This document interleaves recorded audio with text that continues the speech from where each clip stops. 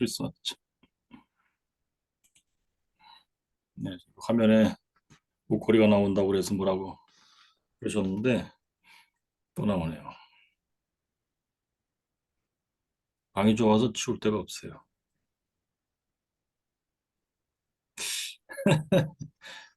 자연스럽게 사는 모습 자연스럽게 보이는 것이 좋지 않나? 모르겠어.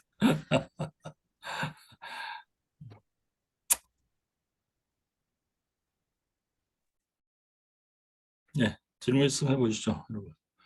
멋있게 테마는 나름대로 중요한 거였는데요. 그리고 이론과 혼동이 상당히 많은 테마였었어요. 믿음과 행함, 복음과 율법, 행함 없이 오직 믿음으로 칭의받는다. 행함으로 성화하는 걸까? 행함으로 성화한다는 기독교 내에서 대단히 많아요. 로마 가톨릭도 그 중에 하나고 대표적으로. 근데 그거에 대한 정반대. 예, 그게 구원파예요. 정석주의. 예, 그렇죠. 유럽에서는 그들의 문제를 정숙주의라고 표현을 했는데 우리나라에서는 구원파라고 표현을 하게 돼요. 왜냐하면 우리나라에서는 구원의 확신 이 테마 갖고 참 신경들을 많이 썼어. 스트레스 많이 받고.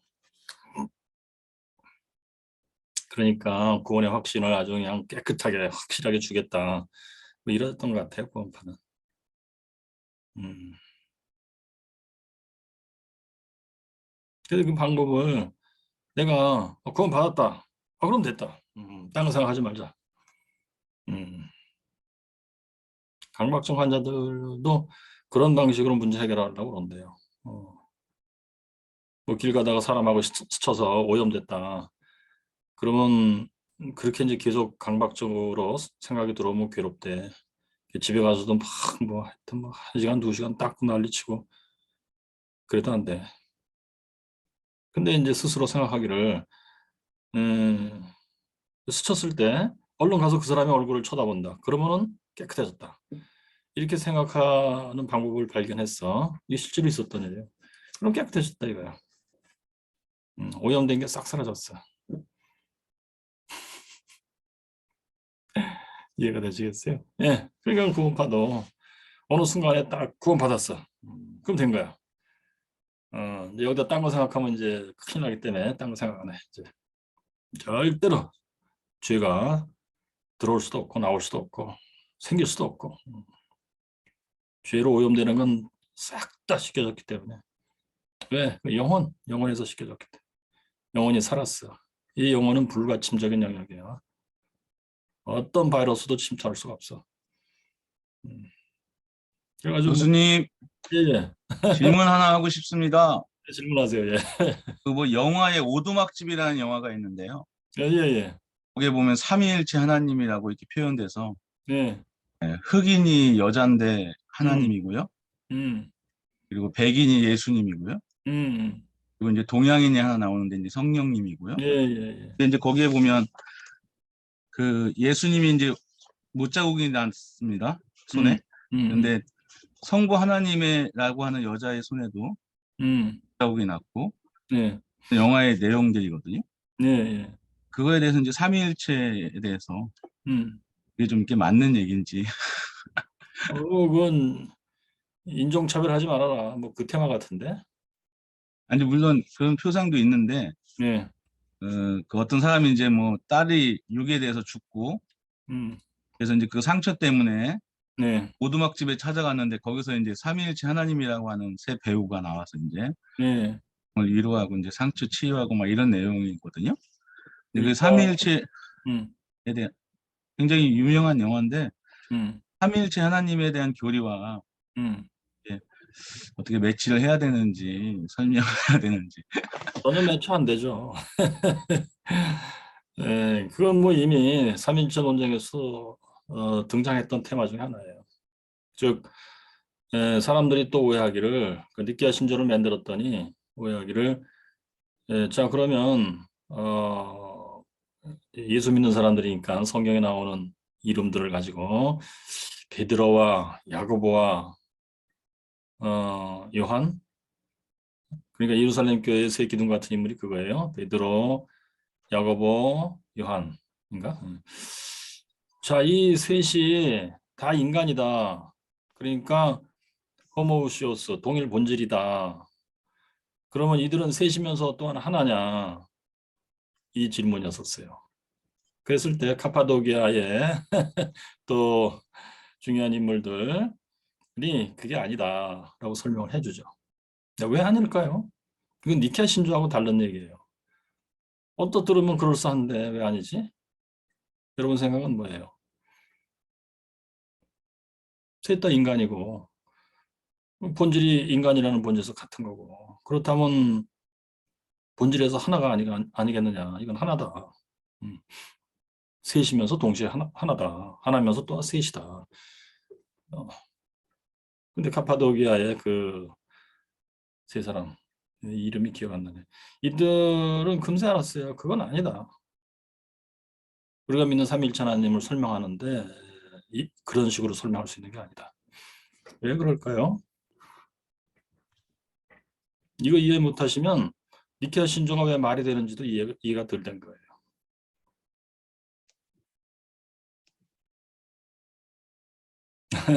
간단해요. 자, 성부, 성자, 성령 이 삼위일체 하나님은 셋이면서 동시에 하나다. 신성에 있어서 신적 본질에 있어서 하나다. 두 개, 세 개, 그게 아니고 하나다.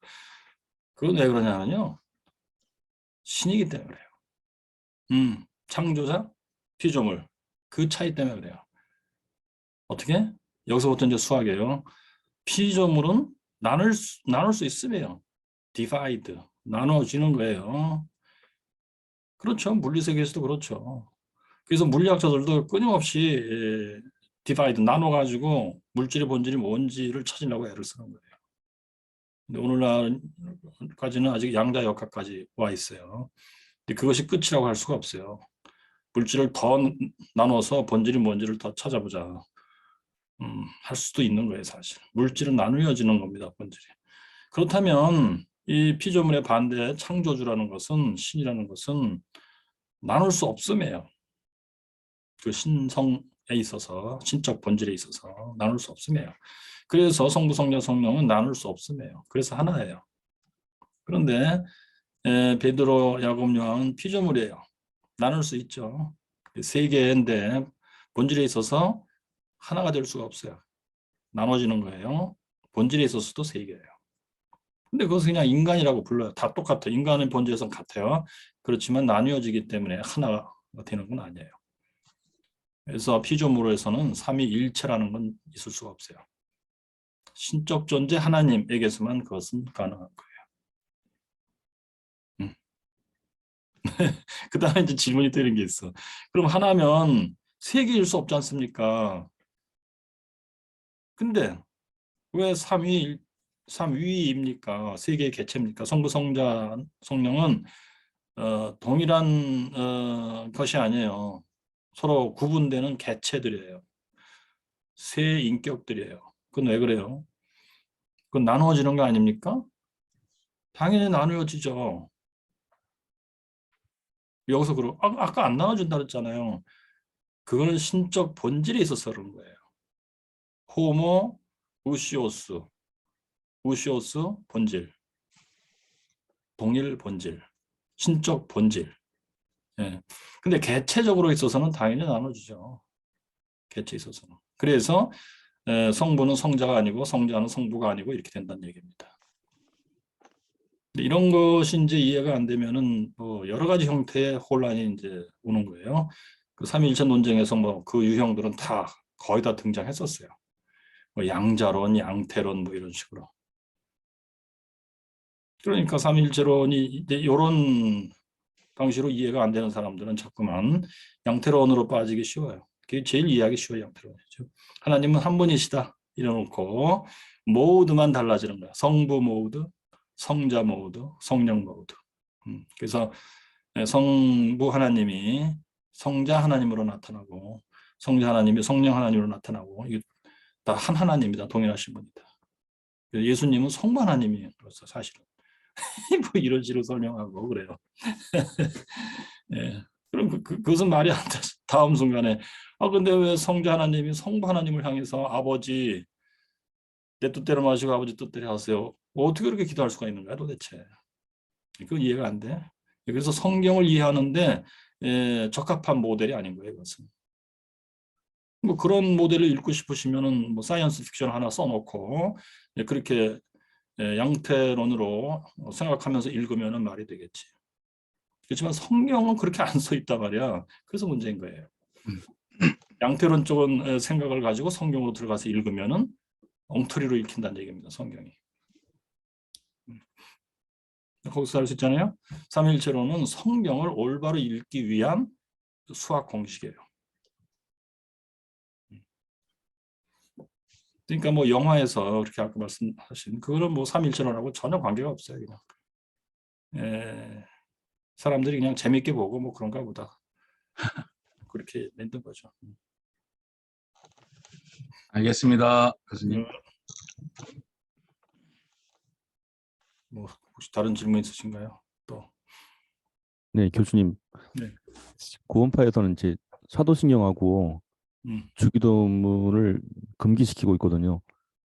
그래요? 왜? 그래서 그 주기도문을 왜 금기하냐고 물어봤었는데 이거는 첫째 이유는 이건 예수님이 하나님 아버지께 집착한 거다.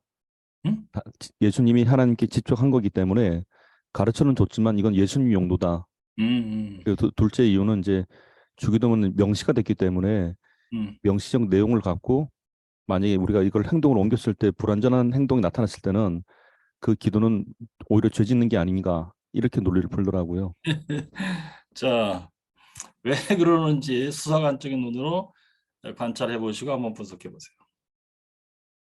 행위에 대한 전 두 가지를 보고 있었거든요. 첫째는 행위에 대한 강박 증상 같은 게 있지 않았나라는 행위에 대한 약간 강박 증상. 그렇기 때문에 행위 자체에 대해서 그냥 구원받았다라는 말로 그냥 정리해버리면 행위에 대해서 별로 신경을 안 쓰니까 그것이 아닌가라는 뭐 그런. 웨슬리는 그것을 예리하게 알고 있었다는 것을 읽어드릴게요.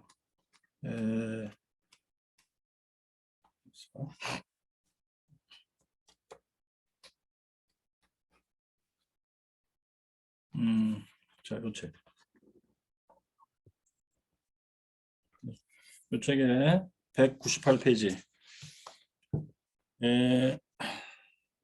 자, 세 번째 조언은 무엇인가? 질문 34. 세 번째 조언은 무엇인가? 대답. 율법 무용론, 안티노미아니즘을 조심하라. 자, 그러니까 이제 그리스의 완전에 이제 들어가기를 원하는 사람들, 들어간 사람들, 좌우지간 메토디스트들이에요. 이게 주는 조언이에요. 율법 무용론을 조심하라. 그래서 여기 제가 쭉 읽을 테니까 한번 잘 들으시고 지금 질문에 대한 대답이 여기 들어 있어요. 자, 믿음을 통하여 율법을 공허한 것으로 만드는 것 또는 율법 가운데 일부를 공허한 것으로 만드는 것을 조심하라. 자, 그러니까 믿음만 있으면 다 되는 거야. 이렇게 하면서 율법을 소용없는 것으로 만들어 버리지 마라. 율법 같은 거 필요 없어. 이런 식이 돼서는 안 된다. 이거요. 열광주의는 당연히 이런 율법 무용론으로 이끌어간다. 실제로 이 둘은 분리되어 따로따로 있지 않는다. 그러니까 율법 무용론하고 열광주의하고는 서로 형제가 아니에요. 서로 뭔가 통하는 뭐가 있어요. 율법 무용론은 수천 가지 방법으로 너에게 몰래 들어온다. 그러므로 율법 무용론에 대하여 아무리 경계해도 지나치지 않는다. 이론에 있어서든 또는 실천에 있어서든 율법 무용론으로 가는 경향성을 가진 것은 무엇이든지 조심하라. 그리스도는 율법에 마침이 싫어하는 저 위대한 진리조차 그리스도가 도덕 중 율법의 모든 부분을 다 채용해서 사랑의 율법에 접목시키셨다는 것을 만일 우리가 깨닫지 못하면 우리를 율법 무용론으로 들어가게 할 수가 있다. 나는 사랑으로 충만하게 채워져 있기 때문에 그렇게 많이 거룩하게 행할 필요가 없다고 생각하는 것을 경계하라. 자, 사랑으로 충만하게 채워져 있다. 내 영혼이. 그래서 많이 거룩하게 행하다. 이게 율법을 올바로 지키는 거예요. 외적 행동으로. 그게 거룩이에요. 여기서. 뭐 거룩하게 행할 필요가 없음. 내 영혼은 이제 사랑으로 충분하니까요. 또 나는 항상 기도함으로 개인 기도를 위해 따로 시간을 가질 필요가 없다고 생각하는 것을 경계하라. 항상 기도하는 거 뭐야? 성경에서 항상 기도하라. 그래서 이 사람은 늘 기도하는 상태로 있는 거야, 소위. 뭐 잠잘 때만 빼고. 그러니까 따로 기도할 필요가 없다고 생각하는 거예요. 따로 기도할 필요가 없다. 이게 정숙주예요. 그러니까 이게 그러니까 왜 이러는 거야, 이 사람들은? 응? 그러니까 율법을 행하는 것을 완전히 차단하는 거예요. 율법 무용론이 그게. 그래서 그 중에 기도하라라는 율법도 있단 말이야. 그것을 완전히 차단해 버리는 거예요. 그건 율법 지키는 거야. 율법을 지키게 되면 뭐야 이 사람 생각에는 아하 율법을 지키는 목적이 뭐냐면은 하나님께 인정받기 위해서인 거야. 뭔가 내가 거룩하다는 걸 인정받기 위해서 그러는 거야. 그렇다면 나는 아직 거룩한 상태가 아니라는 뜻이야 이게. 아 그렇다면 내 속에 죄의 오염이 여전히 있다는 얘기야. 큰일 났다는 거야. 이건 하나님의 불꽃 같은 눈을 피할 수 없다는 거야. 나는 지옥이라는 얘기야. 이런 식의 강박증이에요. 그래서 기도도 하면 안 돼. 그건 율법 지키는 거니까. 그치? 율법 지킨다는 건 내 속에 죄의 오염이 아직도 있다는 뜻이야. 이렇게 사고하는 거예요. 그래서 내 영혼은 깨끗해 이제. 그렇다면 더 이상 기도할 필요가 없게 된 거야. 그런데 만약에 주기도문을 해 내가 마찬가지야. 기도하는 거야 이게. 그럼 벌써 그 말은 이꼬로 내 속에 죄의 오염이 여전히 있다는 뜻이야. 나는 율법을 통해서 거룩해지고자 하는 무의식적인 노력을 하고 있는 거야. 나는 죄에 오염된 존재야. 이렇게 되는 거예요. 자, 그래서 이제 변명을 하는 거야. 주기도문? 야, 그거 하면 큰일 나. 그런데 뭐라고 설명하지? 아, 이건 예수님 전용이야, 전용. 딴 사람이 하는 게 아니야. 이렇게 해놓고 들어보면 야, 다 임마 거짓말하지 마, 너. 그다음에 뭐 사도신조? 사도신조 이렇게 하고 그것대로 우리가 따라서 행동을 못하면 아까 그렇게 얘기했었어요? 사도신조? 아니, 주기도문까지는 그렇고요. 사도신경은 내용에 대한 걸로 사도신조는 뭐야? 사도신조 가지고 신앙 고백하면 안 된다는 주장하냐, 그 사람들? 예, 사도신경은 두 가지 때문에 그렇습니다. 왜 그래? 첫째는 이제 그 예수님께서 죽은 자 가운데 살아나셨다라는 이 말이 성경에 이제 5개 있는 영들을 갔다 왔다. 그래도 예수님께서 지옥 갔다 왔기 때문에 이건 잘못된 표현이다. 그래서 그게 첫 번째 이유고, 두 번째는 이제 거룩한 공교회, 그 홀리 카톨릭이라는 그 말 때문에 이것은 카톨릭에 해당된 거기 때문에 하면 안 된다. 이 두 가지 이유 때문에 그렇습니다. 그것도 변명이지. 네. 예수님이 다시 살아나셨다 할 때, 아 이거 지옥 갔다는 얘기다. 어떻게 그렇게 연결되지? 논리적 비약이에요. 사람도 일반 사람들도 예수 믿는 사람들도 죽으면 반드시 지옥 가는 게 아니라니까. 누가복음에 뭐 예수님 곁에 그럼 빌리 보세요. 뭐 낙원에 아브라함의 품에도 있잖아. 근데 왜 죽었어? 그러면 지옥에 갔다 와야 돼? 이렇게 연결하는 거야 왜? 성경이 안 맞지. 혹시 사도신경이 저도 좀 봐야겠지만 영어 버전의 사도신경에는 예수님께서 거기 갔다 그 왔다는 문장 들어있는 것도 있어요. 예, 그것 때문에 그건 걔들의 문제지. 네. 그 문장에 빠져 있으면은 이것도 그 뜻이야 하면은 논리적 비약이지. 그러니까 수사관적으로 봐야 된다니까. 자, 그리고 또 하나가 뭐야? 공교회. 예, 그건 로마 가톨릭 의미에 그것도 논리적 비약이지. 공교회라는 것은 원래 로마 가톨릭의 전용물이 아니에요. 원래 성경에 있는 개념이야. 그래서 지구상에 또는 어떤 시대든지 뭐 어디에 언제 어디 어떻게 있었든지 주 예수를 우리의 주님으로 고백하며 삼위일체를 고백하며 등등등 그러면 다 교회다. 그게 공교회라는 뜻이에요. 로마 가톨릭도 그 중에 하나지. 뭐 맞다면. 그런데 로마 가톨릭이 캐톨릭이라는 단어를 자기네 교회에다 붙여버렸어. 그러면 영국 국교회 헨리 8세가 이제 개혁해가지고 소위 한 거. 거기서도 그랬단 말이야. 로마 가톨릭 니들이 캐톨릭이야? 우리가 캐톨릭이야. 그래서 지네한테 캐톨릭을 붙여버렸어요. 예? 그래서 성공회예요. 영국 국교회가 성공회. 뭐 그런 사연인데 사도신조에 거룩한 공회를 믿사오며 그래서 이건 로마 가톨릭이야 이렇게 하는 것도 논리적 비약이지.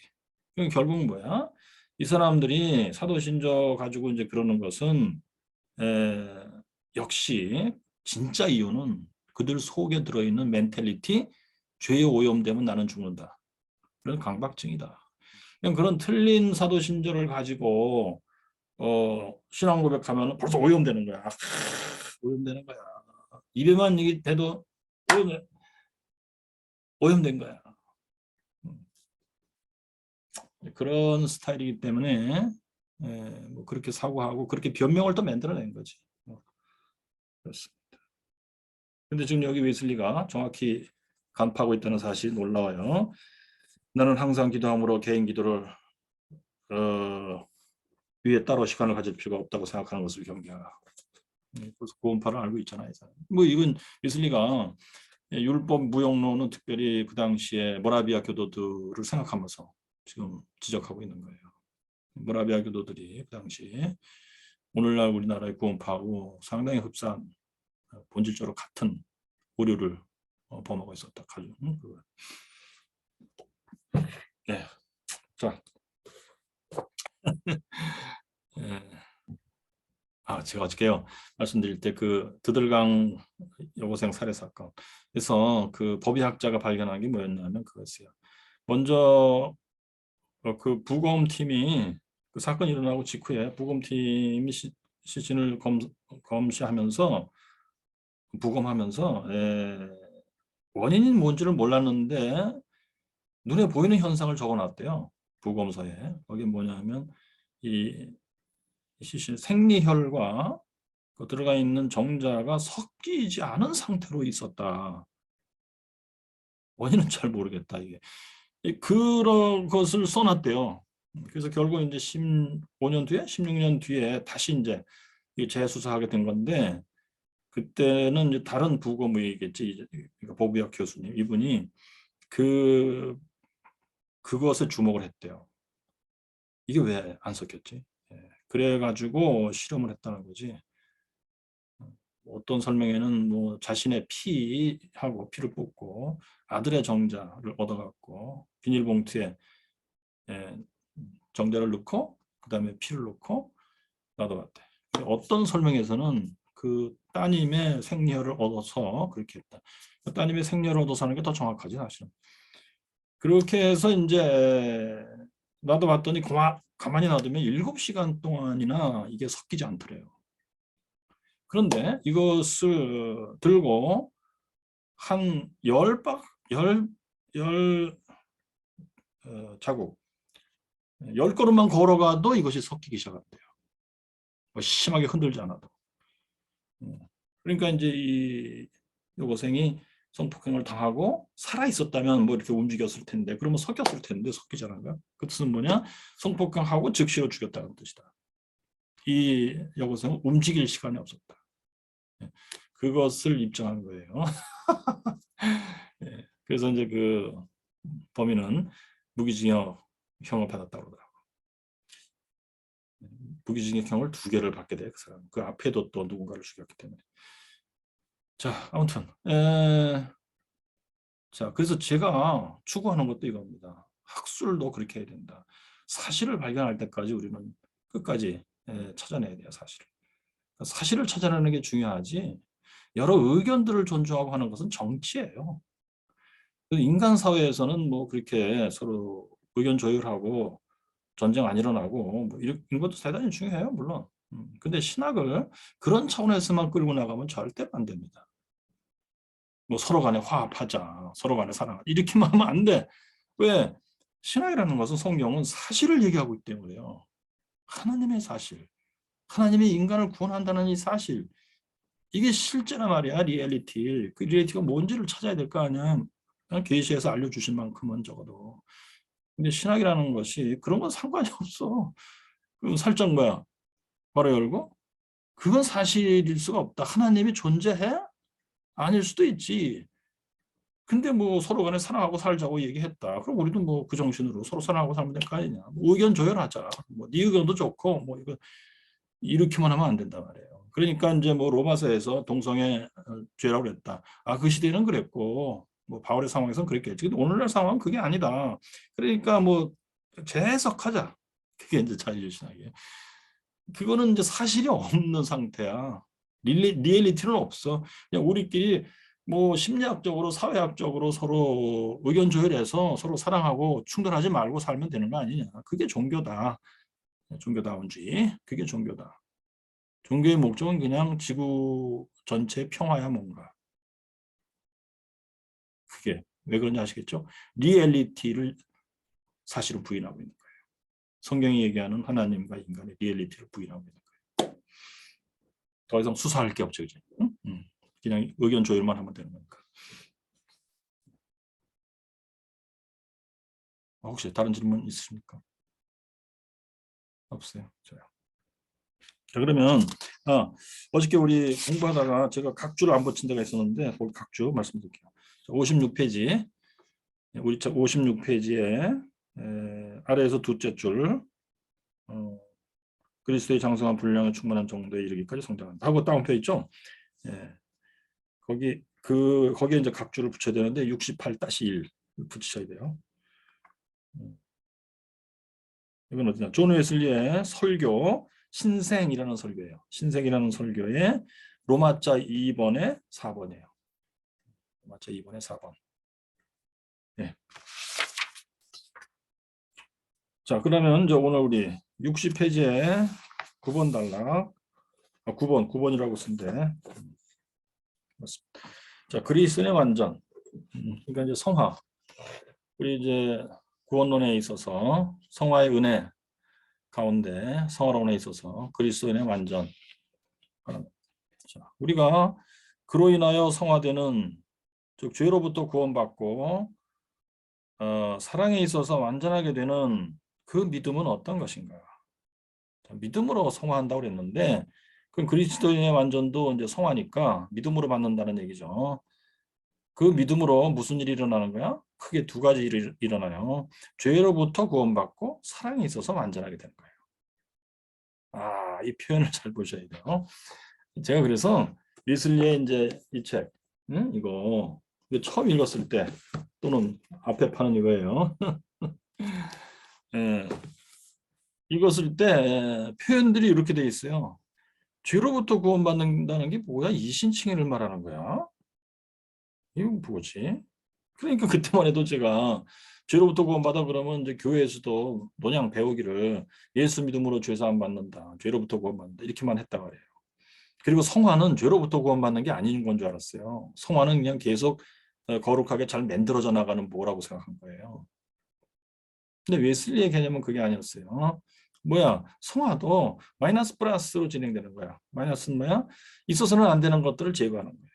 그리고 플러스는 뭐야? 있어야 될 것들을 채워놓는 거예요. 그러면 있어서는 안 되는 것이 뭐야? 한마디로 죄예요. 근데 성화에 있어서는 그 죄를 더 구체적으로 표현해서 남아있는 죄라고 웨슬리는 표현하는데 remaining sin 그것은 더 구체적으로 얘기하면 영혼의 지의 정이라는 그 기능 웨슬리 용어로는 faculties, faculty 이게 1700년대 영어 용법인가 봐요. 오늘날로 치면 기능이에요. 뭔가 항시적인 기능인데 거기에 어느 정도 남아있는 부패성이에요. 그리고 거기서부터 이제 부패성이 있기 때문에 이제 악한 기질들, 어느 정도의 악한 기질들이 나오고 있는 상태예요. 그게 죄예요. 근데 그거 남아있는 죄예요. 그것을 제거하는 거예요. 그래서 그리스도의 완전은 믿음으로 받는 건데 이 믿음이 하는 일이 믿음의 효과가 뭐냐면 첫째 마이너스 그 죄로부터 건져내는 거예요. 죄로부터의 구원이에요. 그리고 있어야 될 것을 채워놓는 거예요. 플러스 그건 뭐냐?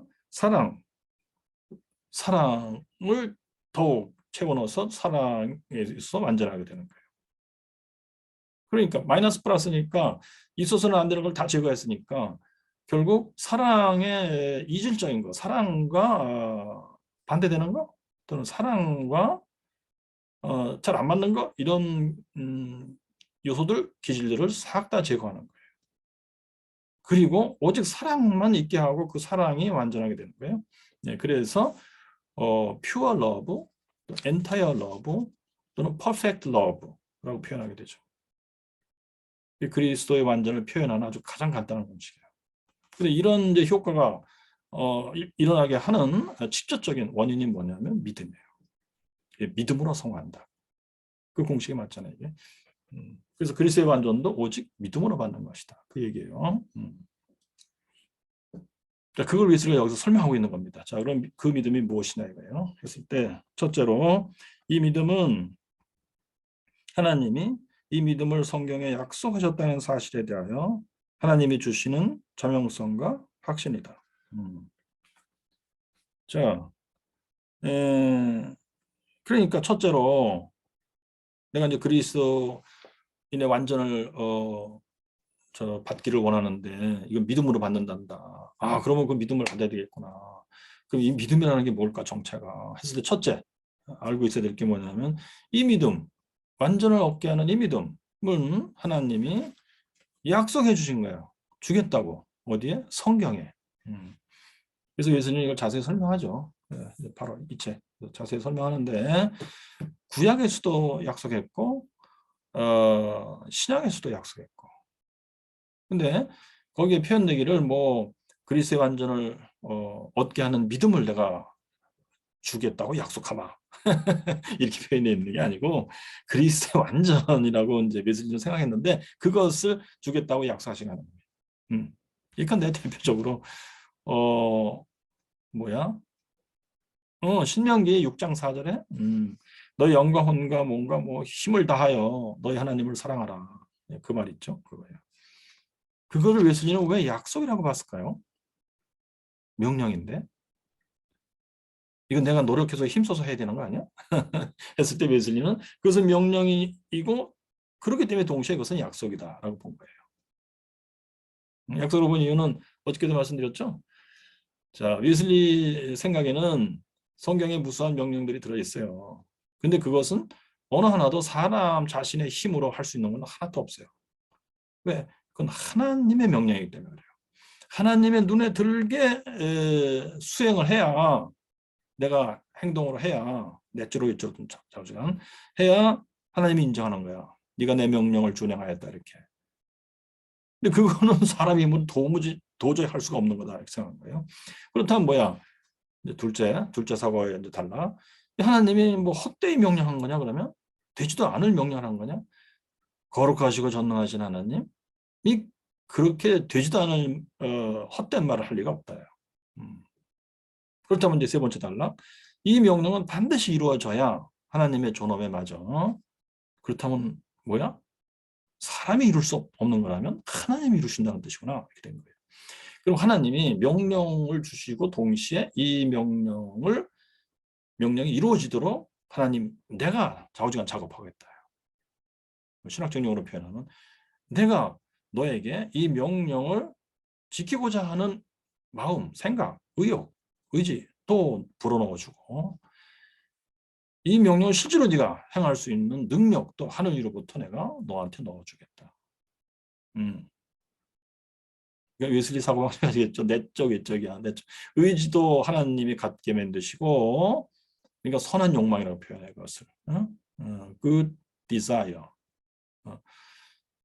또 그것이 이제 실현돼서 바깥으로 나와서 실현돼야 돼. 그게 이제 외적 행동인데 그렇게 할 때는 힘이 필요하다고 생각했어요. 에너지도 위로부터 내가 너한테 불어넣어 주겠다. 그리고 약속하셨다는 거예요. 그러니까 명령이 있으면 반드시 거기에는 약속이 붙어 있는 거예요. 명령과 약속은 동전의 양면이다. 이건 인과관계가 아니에요. 동전의 양면이에요. 하나님이 두 가지를 다 주시고 이제 하는 거예요. 그러니까 나는 순응만 하고 따라가면 되는 거예요. 잘 받아야 돼. 하나님이 주시는 걸 잘 받아야 돼. 명령도 잘 받아서 내가 그것을 지키기를 원하나이다 하고 기도해야 돼.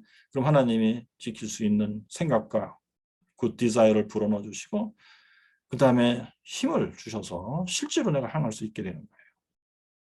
하나님을 내가 영과 혼과 뭐 마음을 다해서 사랑할 수 있게 되는 거예요. 그래서 웨슬리는 신명기 6장 4절 하나님을 사랑이기 때문에 하나님에 대한 사랑으로만 충만한 상태구나. 이렇게 해서 그리스도의 완전이라 이해한 겁니다. 그리고 하나님의 약속, 이것이 되게 하겠다, 실현되게 하겠다고 약속했잖아. 그렇다면 예수님 머릿속에서는 성화는 믿음으로 되는 건데 그렇다면 이건 그 성화가 되도록 하는 믿음을 하나님이 약속하신 거다. 이렇게 이해한 겁니다.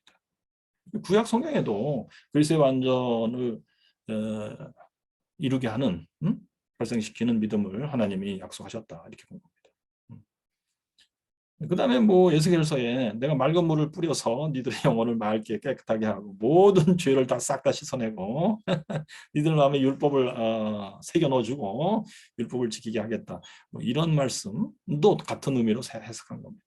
거기에 모든 죄를 싹 다 제거하겠다. 이것 때문에 웨슬리는 이게 완전에 관한 말씀이다. 이렇게 본 거예요. 거기에는 뭐 명령 약속이 먼저 표현되어 있어요. 하나님 내가 맑은 물을 뿌려서 깨끗하게 하겠다. 그리고 율법을 지키게 하겠다. 이것은 살짝 명령이 들어가 있어요. 율법을 지켜라. 그러니까 율법을 깨끗이 지킬 때가 올 것이다. 니들이 율법 준행 명령. 예수님의 사고방식은 이래요.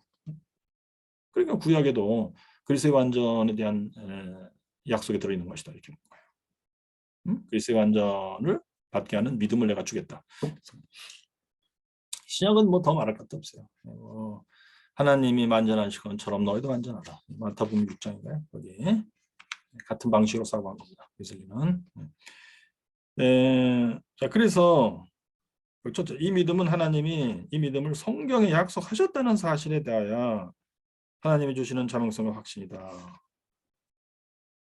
그러니까 자명성과 확신을 하나님이 불어넣어 주실 때 믿음이에요, 이게. 그러니까 자, 이 사실을 이제 우리는 지금 이제 우리 공부하고 있으니까 설명을 들으면 그렇구나 하고 이제 파악이 됐어. 더 이상 의심이 없어. 야, 그렇다, 맞다. 근데 아직 믿음은 아니야, 이게.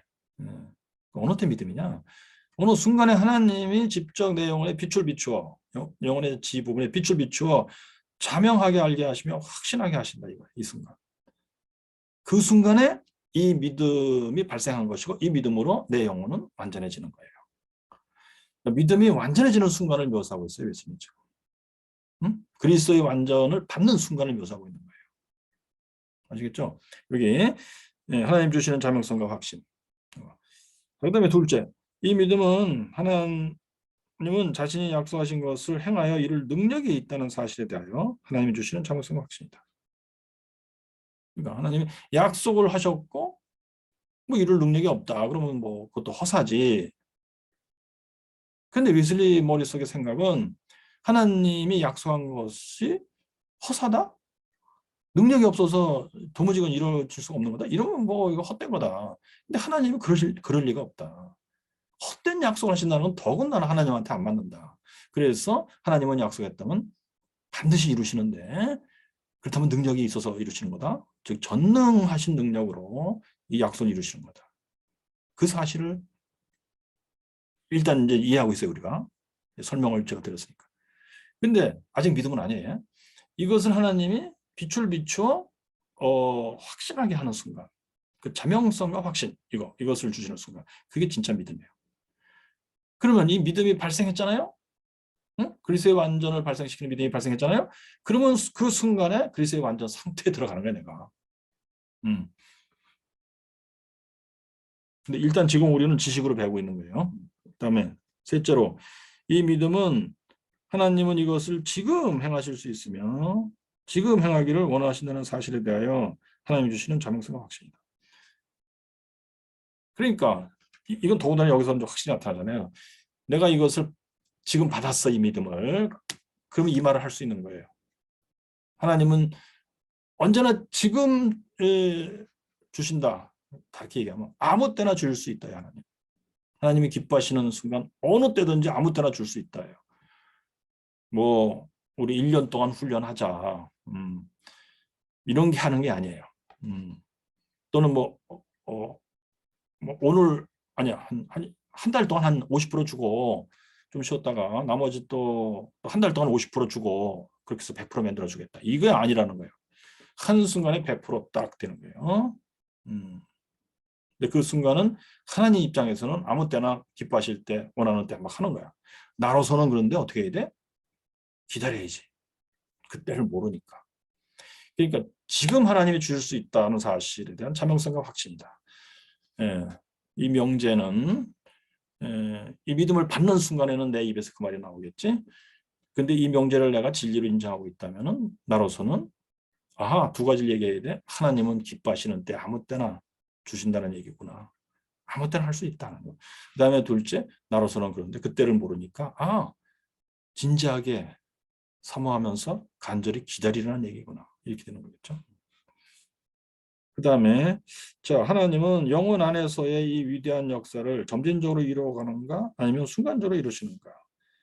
주님이 죄를 그의 입에서 나오는 숨으로 한순간에 눈 깜짝할 사이에 파괴하시는 것을 무한히 바람하지 않는다. 그리고 하나님은 일반적으로 그렇게 행하신다.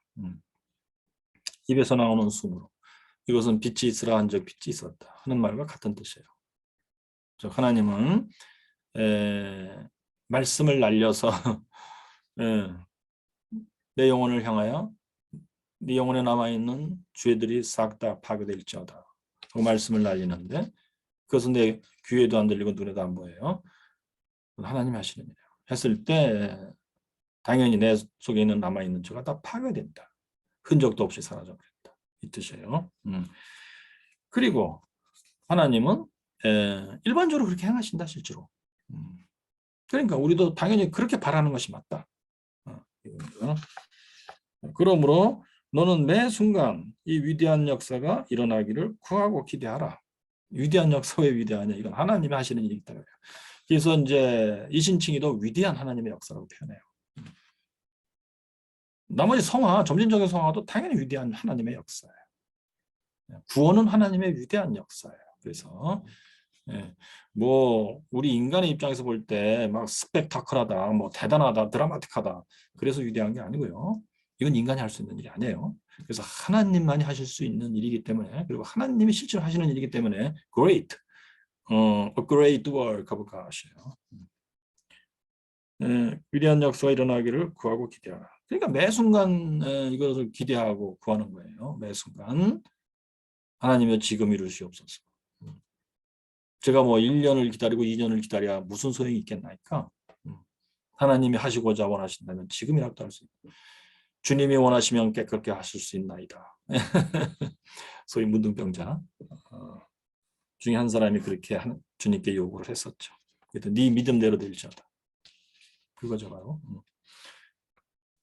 위에 서술한 방법으로 이것을 구하고 기대하라. 그러니까 위에 서술한 방법은 이제 쉽게 얘기해서 수능설이에요. 하나님이 명령하고 약속했다. 명령대로 해라. 그리고 약속을 하나님이 전능의 능력으로 반드시 이루신다. 매 순간 어느 때든지 이루신다. 사실을 믿어라. 네가 그렇게 믿으면 이제 믿음이 생길 거다. 그게 아니고요. 인정하라예요. 그때 믿음은. 그러면 하나님이 기뻐하실 때 진짜 믿음을 발생시킬 거다. 네 영혼에. 자, 이 위대한 역사를 믿음에 의하여 기대하고 이것을 믿음에 의하여 기대한다는 건 뭐예요? 인정하라예요. 의심하지 말라예요. 신뢰하라예요. 근데 그 인정하고 의심 안 하고 신뢰하고 자체가 믿음이 아니에요. 아직 그리스도의 완전을 발생시키는 성화를 발생시키는 믿음이 아직 아니에요. 하나님 대한 신뢰예요. 그것은 모종의 믿음인데 그 믿음 때문에 그리스도의 완전이 발생하는 건 아니란 얘기예요. 믿음에 의하여 기대하고 그것을 지금 너의 모습 그대로의 상태에서 기대하라. 그러니까 다른 말로 뭐야? 영성 훈련하지 말아라요. 네 자신이 만들려고 애쓰지 말아라요. 그럼 내가 할 수 있는 건 뭐야? 해야 되는 일은 뭐예요? 두 가지예요. 하나님의 명령대로 준행해야 되겠죠? 은혜의 수단을 두려움과 떨림으로 사용해야 되겠죠. 그리고 플러스 알파가 있어요. 플러스 알파는 뭐냐? 자기 부인, 자기 십자가 지게요. 이거는 이제 일종의 브레이키라고 할까? 브레이키. 아무튼 하나님의 명령을 하나도 안 빼놓고 다 투입하는 거야, 다. 은혜 수단 쓰면서 때때로는 좀 쉬었다 하자. 야, 오늘 좀 단 거 먹고 좀 편히 쉬고 어디 야, 일주일 동안 싹 다 제주도에 가서 푹 자고 좀 힘을 재충전하고 와서 다시 하자. 이렇게 하면 안 된다. 놀랍죠. 그것이 이제 자기 부인, 자기 십자가 지기에 표현되어 있는 건데 그렇게 했다가는 도루묵이다.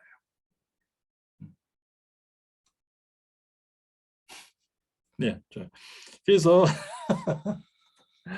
그러니까 또 자기 부인, 자기 십자가 지기는 마이너스예요. 예?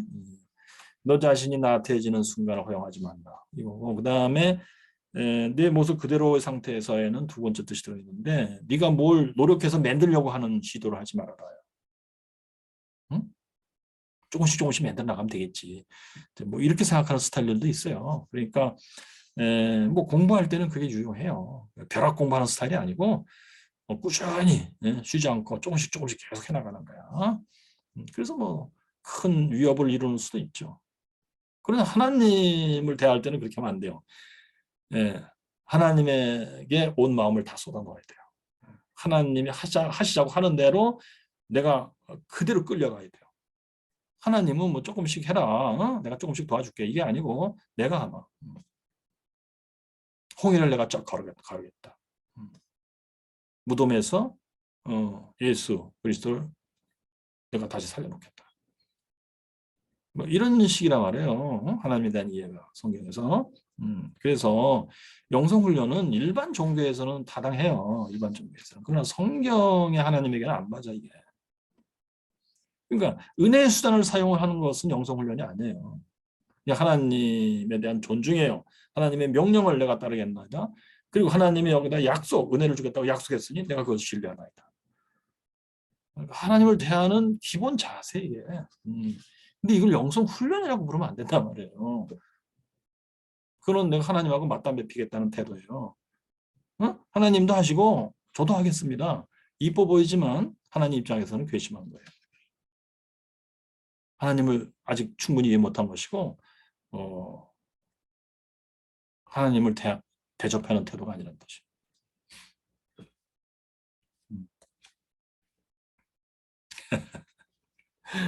너무 이제 독한 표현 제가 피하겠습니다만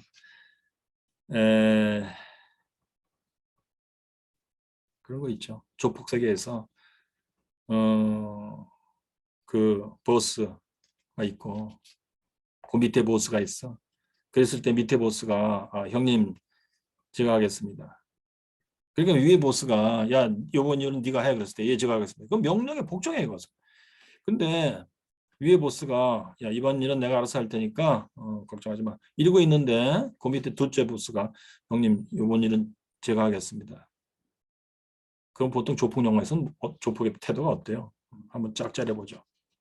최모시기가 짝 짜려봐요. 야, 너 많이 컸구나.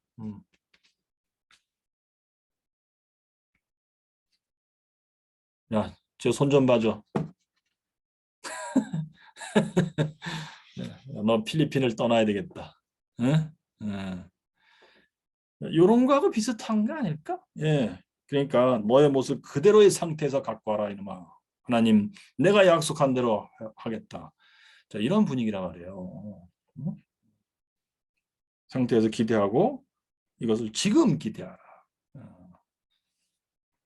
자, 그런데 여러분 그리스도의 완전을 이제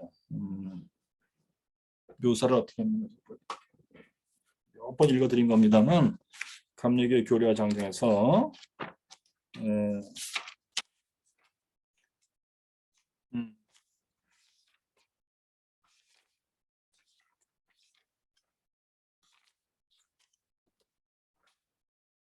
여기 교리와 장정 감리교 신앙의 강조점 이렇게 써 있어요. 거기에 이제 성화와 완전 이렇게 돼 있어요. 그래서 완전 부분만 읽어드릴게요. 성화의 과정에 있는 신자들은 성령의 깨우치심으로 죄에 대해 더욱 예민해지며 맞아요. 유혹과 시험을 이기는 힘을 얻게 된다. 좋아요. 맞았어요. 신자들은 하나님의 성화의 은혜에 응답함으로써 구원의 역사에 동참한다. 여기서부터 시원찮아요. 신협동설이에요.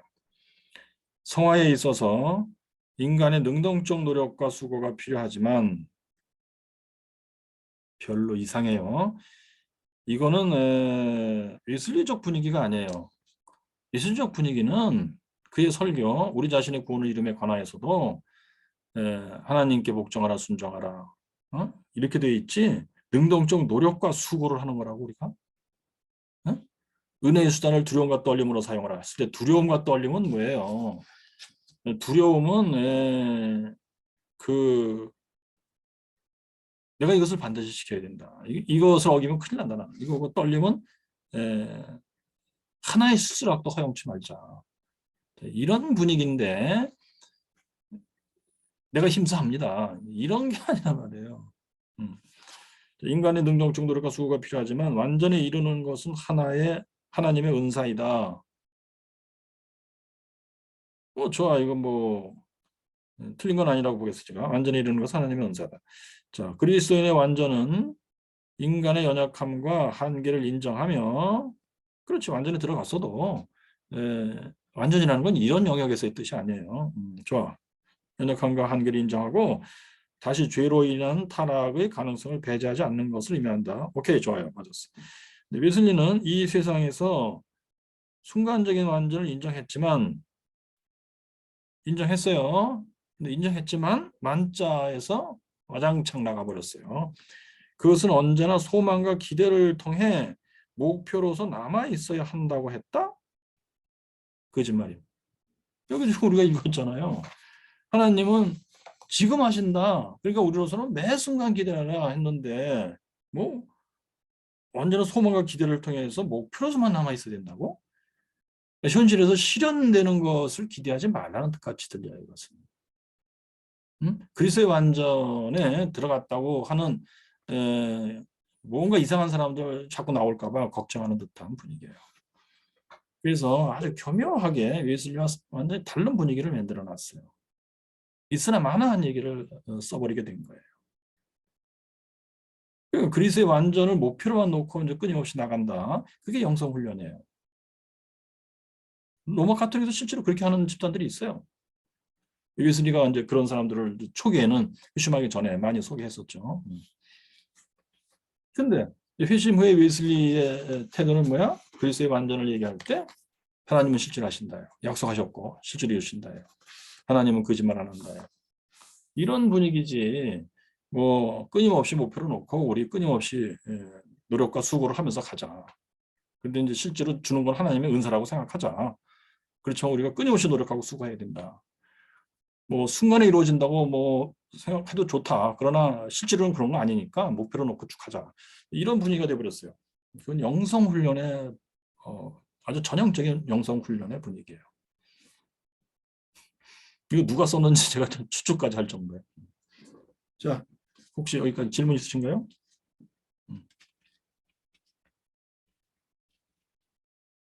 완전을 받게 하는 믿음이란 무엇이냐고요.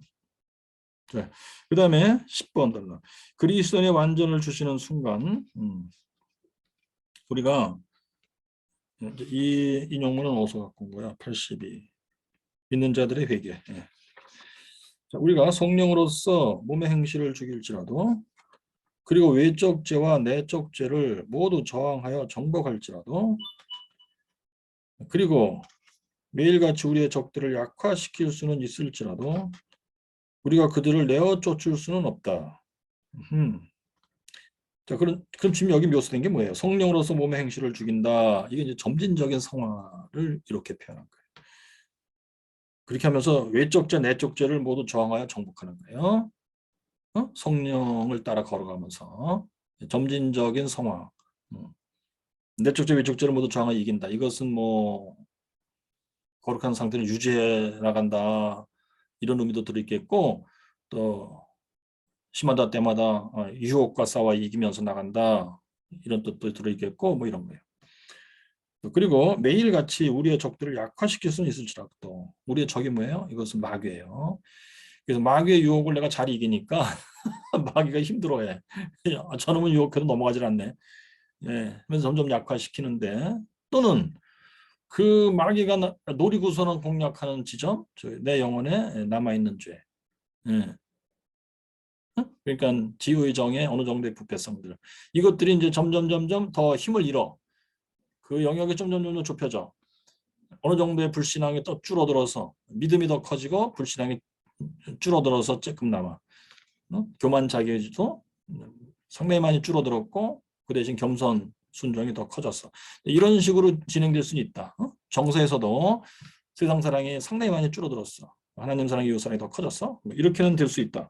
근데 우리가 그것들을 내어줘 줄 수는 없다. 완전히 파괴, 뿌리채 뽑아버리는 것은 안 된다예요. 점진적인 성화가 되는 게 아니다 이것은. 자, 그러니까 칭의 때 받은 은혜를 모두 가지고도 우리는 그들을 뿌리채 뽑아버릴 수는 없다. 칭의 때 받은 은혜가 뭐야? 칭의 때 뭘 받는 거예요? 자, 믿음을 받죠. justifying faith. 에? 예수 그리스도 안에서 하나님이 나를 사랑하시도다. 이거. 그 다음에 그래서 용서받고 이제 하나님의 자녀로 용납이 됐고 성령의 증언이 너는 하나님의 자녀라 증언해 주시고 그걸 받고 하나님의 사랑을 확신하고 하나님을 사랑하게 됐으면 이거예요. 이게 다 칭의 때 받는 은혜들이에요. 그리고 이제 거듭나는 거예요. 신생 이런 거. 이런 거를 다 가지고도 남아있는 죄 어느 정도의 부패성 어느 정도의 악한 거기서 나오는 악한 기질 이것을 뿌리채 뽑아버릴 수가 없다는 거예요. 그러니까 칭의 은혜 때 받은 이 모든 걸 다 동원해서도 안 된다는 거예요. 이것을 가지고 그러니까 잘 나가고 있어 성화를. 그런데도 그리스도의 완전은 그렇게 해서 오는 게 아니라는 얘기예요. 우리가 갈수록 근신하고 기도하고 할지라도 이제 이것이 근신하다가 아까 얘기한 자기 부인, 자기 십자가 지기 이거예요. 뭐 그걸 잘 하고 있어. 그래도 그걸 통해서 그리스도의 완전 오는 게 아니라는 얘기예요. 기도 또 그리스도의 완전을 달라고 기도하는 거에 또 기다리고 기도해. 그것을 통해서 오는 게 아니라는 얘기예요. 우리는 우리의 마음이나 우리의 손을 완전히 깨끗하게 할 수가 없다. 마음, 내적, 우리의 손, 외적. 그러니까 어느 정도 남은 그 부패성이 여전히 있어갖고 완전히 깨끗한 게 아니야. 응? 그러니까 여기를 읽으면 야 이게 뭐 구원파의 강박증 비슷한 뭐가 이제 살짝 느껴지는데 예수님하고 구원파하고 다른 점이 뭐냐? 구원파는 깨끗해졌다는 거야. 할렐루야. 딴 생각하지 말기. 재수 없는 생각하지 말기. 재수 없는 짓 하지 마. 식기도 해. 재수 없어. 야, 너 식기도 하는 거 보니까 네 속에 오염이 남아 있어. 이런 식이 아니고 웨슬리는 남아 있는 죄 있어? 오케이. 뭐 성경이 그렇게 말씀하시니까 그리고 예수 믿는 자들 제대로 믿는 자들 메토디스트 봐도 실제로 그러니까 그렇다면 뭐야? 이게 하나님의 뜻이에요. 그래서 그렇다면 뭐야 의도가? 그리스도가 의사로서 내 안에서 이제 이걸 고쳐주시려고 하는 거야.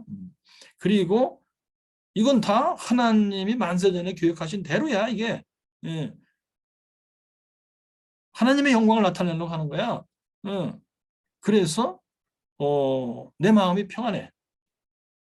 serenity of soul. 파도가 잠든 바다와 같아. 이게 이제 그 칭의 받고 성령의 증언을 받고 신생한 사람의 믿음의 어떤 특징 중에 하나예요. 그러니까 남아있는 죄가 있는 걸 인식하고 인정하고 느끼고 해. 그런데도 영원히 평안한 거예요. 이게 구원파하고 다른 거예요. 이게 예수님은 리얼리티, 현실을 제대로 알고 있잖아요. 하나님의 뜻을 제대로 이해하면서 따라가고 있잖아요. 근데 구원파는 그 죄에 대한 강박증, 그 강박증적으로 혐오하고 싫어하는 거예요. 그것에서 벗어나기 위해서 망상을 만들어 갖고 있는 거예요. 나는 깨끗해졌어요. 망상이에요. 그리고서는 안심하고 있는 거예요. 망상 속에서 안심하고 있는 거예요. 그게 다른 거예요. 자, 그래서 그 밑에 우리 주님이 우리의 마음에 다시 한번 말씀하시기를 기뻐하시기까지는 즉 깨끗해져라 하고 두 번째로 말씀하시기를 기뻐하시기까지는 우리는 할 수 없다는 것이 지극히 분명하다. 다른 말로 뭐야? 여기 두 가지 얘기해야 되겠죠. 우리의 노력으로 되는 게 아니다. 그리스도의 완전은 그거고 또 하나님이 주시는 은혜, 칭의 은혜 갖고 되는 게 또 아니다. 이거고 또 점진적인 성화 갖고 되는 게 아니다. 이거고 그러나 두 번째 그리스도가 여기는 예수 그리스도가 이제 완전을 주는 주체처럼 묘사되어 있는데 뭐 웨슬리가 그럼 완전은 누가 주는 거야 했을 때 삼위일체 하나님이 주는 거야. 그게 제일 간단한 대답이에요. 뭐 하나님이 뭐 그 빛을 비추신다, 뭐 성령이 역사하신다, 이제 여기저기서 그런 식으로 표현을 해요. 이게 뭐 다 다른 얘기가 아니고 결국 삼위일체 하나님이 다 같이 역사하는 거예요. 여기서는 이제 우리 주님이 했을 때 이거는 예수 그리스도를 표현하는 말이라고 봐야 돼요. 우리 마음에 깨끗해져라. 그렇지. 복음서에서 예수님이 문둥병자들한테 깨끗해져라 말씀하셔서 순간에 깨끗해졌다. 그걸 갖다 쓴 거예요. 중요한 거예요. 여기서 입에서 말씀이 나오는 거예요. 깨끗해져라. 빛이 있으라니 빛이 있었다 하고 같은 거예요. 창조의 능력이 있는 말씀이 나오는 존재예요. 그렇게 했을 때 내 영혼에 남아있는 죄가 파괴된다. 뿌리째 뽑혀버리는 것이다. 이런 개념이죠. 그래서 그러면 오로지 그때에 문둥병이 깨끗해지는 거다. 오로지 그때에 그 악한 뿌리는 즉 육적인 마음은 파괴된다. 그래서 악한 뿌리 이게 이제 지의정에 남아있는 부패성이에요. 육적인 마음 뿌리라고 한 것이 이제 바로 지의정이라는 뜻이고 악한 한 것은 부패해서 악한 기질이 나온다는 뜻이고 육적인 마음은 왜 그러느냐 이것은 성경의 용어인데 믿는 자 속에 있는 육적인 마음이다. 고린도 전서에서 고린도 교인들 혼낼 때 이런 용어들이 나와요. 그랬을 때 이제 이것은 육적 했을 때는 세상 사랑이라는 느낌이 강하겠어요. 즉 육신의 정욕, 안목의 정욕, 이생의 자랑 뭐 이런 거. 좌우지가 뭐 지의정에 남아있는 부패성 때문에 악한 기질이 여전히 나오고 있다. 어느 정도라도 그거 얘기하는 거예요. 그게 싹 파괴되는 거예요. 파괴, 디스트로이. 요한일서 3장 5절. 그리스도의 오신 목적은 죄를 멸하라 하십니다. 예수님은 그것을 그리스도의 완전에 들어가게 한다는 뜻으로 봤어요. 네, 파괴라는 용어 때문에 그래. 예수님의 디스트로이. 완전히 싹 다 파괴해버린다. 아주 가루를 만들어서 싹 다 사라지게 한다. 이런 느낌의 단어라고 본 것 같아요. 자, 그리고 타고난 죄는 더 이상 존재하지 않는다. 타고난 죄가 뭐야? 태어날 때부터 영혼의 지의정의 부패성이라는 거예요. 그러면 여기서 타고난 죄는 원죄다? 그렇게 보면 안 되겠지. 원죄의 데피니션은 그 앞에 토탈이라는 자가 붙어야 돼요. 전적 부패, 전적 무능 이게. 근데 이제 칭의 은혜 받을 때 전적자가 떨어져 나간다 그랬죠. 그 대신 어느 정도라는 단어가 들어와요. 어느 정도 부패성, 어느 정도 무능 이거. 그것이 타고난 죄예요. 왜 태어날 때부터 그런 증상이 있었기 때문에. 언제가 말씀드렸던 대로 어떤 교수님은 뭐 그래서 뭐 이걸 보고 그러셨는지 그리스도의 완전에 들어갈 때 원죄에서 벗어나는 것이다. 그렇게 문장을 쓰면 틀린다. 자, 만약 그런 두 번째 변화가 없다면 두 번째 변화라는 뜻은 뭐야? 그럼 첫 번째 변화는 뭐야? 이신칭이죠. 이신칭의 신생. 그리고 두 번째 변화는 바로 이거 그리스도의 완전이에요. 그렇다면 만약 칭이 그래서 여기 칭이 나오죠. 이게 first change예요. 칭이 이후에 있는 그런 순간적으로 건져내시는 것이 없다면 만약 하나님의 점진적인 역사 이외에 이거는 이제 점진적 성화죠. 역사 이외에 다른 역사가 없다면 다른 역사? 그리스도의 완전, 순간적 역사. 물론 하나님의 점진적인 역사가 있다는 것은 아무도 부인하지 않는다. 그렇다면 우리는 죽는 순간까지 죄로 가득 찬 채로 있어도 만족할 수밖에 없을 것이요. 또한 만족할 수 있을 것이다. 원래 그렇다니까. 그러면 근데 예수님께서는 야 그러면은 망가다. 이게 뭐냐? 죽는 순간까지 죄로 가득 찬 채로 살다가 죽으면은 그리스도 옆에 가 있게 된다고? 웨슬리의 논리적 머릿속에서는 용납이 안 됐어요, 이것이. 그런데 죽는 순간까지 죄로 가득 여기 이제 가득 찬 건 조금 과한데 어느 정도 소금소금하게 살다 가는 거지. 그렇게 주장한 파들이 있었죠. 그게 뭐야? 루터파, 칼빈파였습니다. 로마 가톨릭은 더 말할 것도 없고 거기에 대해서 웨슬리는 그게 아니다. 성경을 잘 읽어봐라. 하나님이 명하고 약속하셨다. 어? 어디? 신명기 6장 4절. 너희 몸과 영과 혼을 다하여 너희 하나님을 사랑하라. 이게 보통 말이냐? 영혼이 그냥 대충 썩음썩음해서 이걸 할 수 있다는 얘기냐? 앞뒤가 안 맞음, 논리적으로 안 맞음. 예. 그리고 하나님이 완전하신 것처럼 너희도 완전하라. 이게 보통 말이냐? 그게 영혼이 적당히 썩음썩음해서도 이게 된다는 얘기야? 그걸 완전이라고 표현한다고? 뭐 하나님은 뭐 대충 농담으로 얘기한 거야? 이런 식의 생각이에요, 웨슬리는. 그러니까 웨슬리가 성경을 얼마나 진지하게 대했는지 아시겠죠? 에, 그렇기 때문에 하나님은 웨슬리를 통하여 그 시대에 웨슬리 생애 뭐 항상 처음부터 끝까지 일사불란한 건 아니지만 53년여에 걸친 부흥의 현상, 부흥의 운동을 주신 거다. 부흥을 주신 거다. 이렇게 생각합니다. 자, 뭐 여기까지 혹시 질문 있으신가요? 그리스의 완전을 주신 순간을 웨슬리가 이렇게 묘사했는데 여기에 웨슬리가 알고 있는 하나님의 역사 방식이 다 이제 촘촘하게 들어가 있으면서 묘사가 됐어요. 근데 여기서는 순간의 현상을 아주 잘 드라마틱하게 묘사했어요.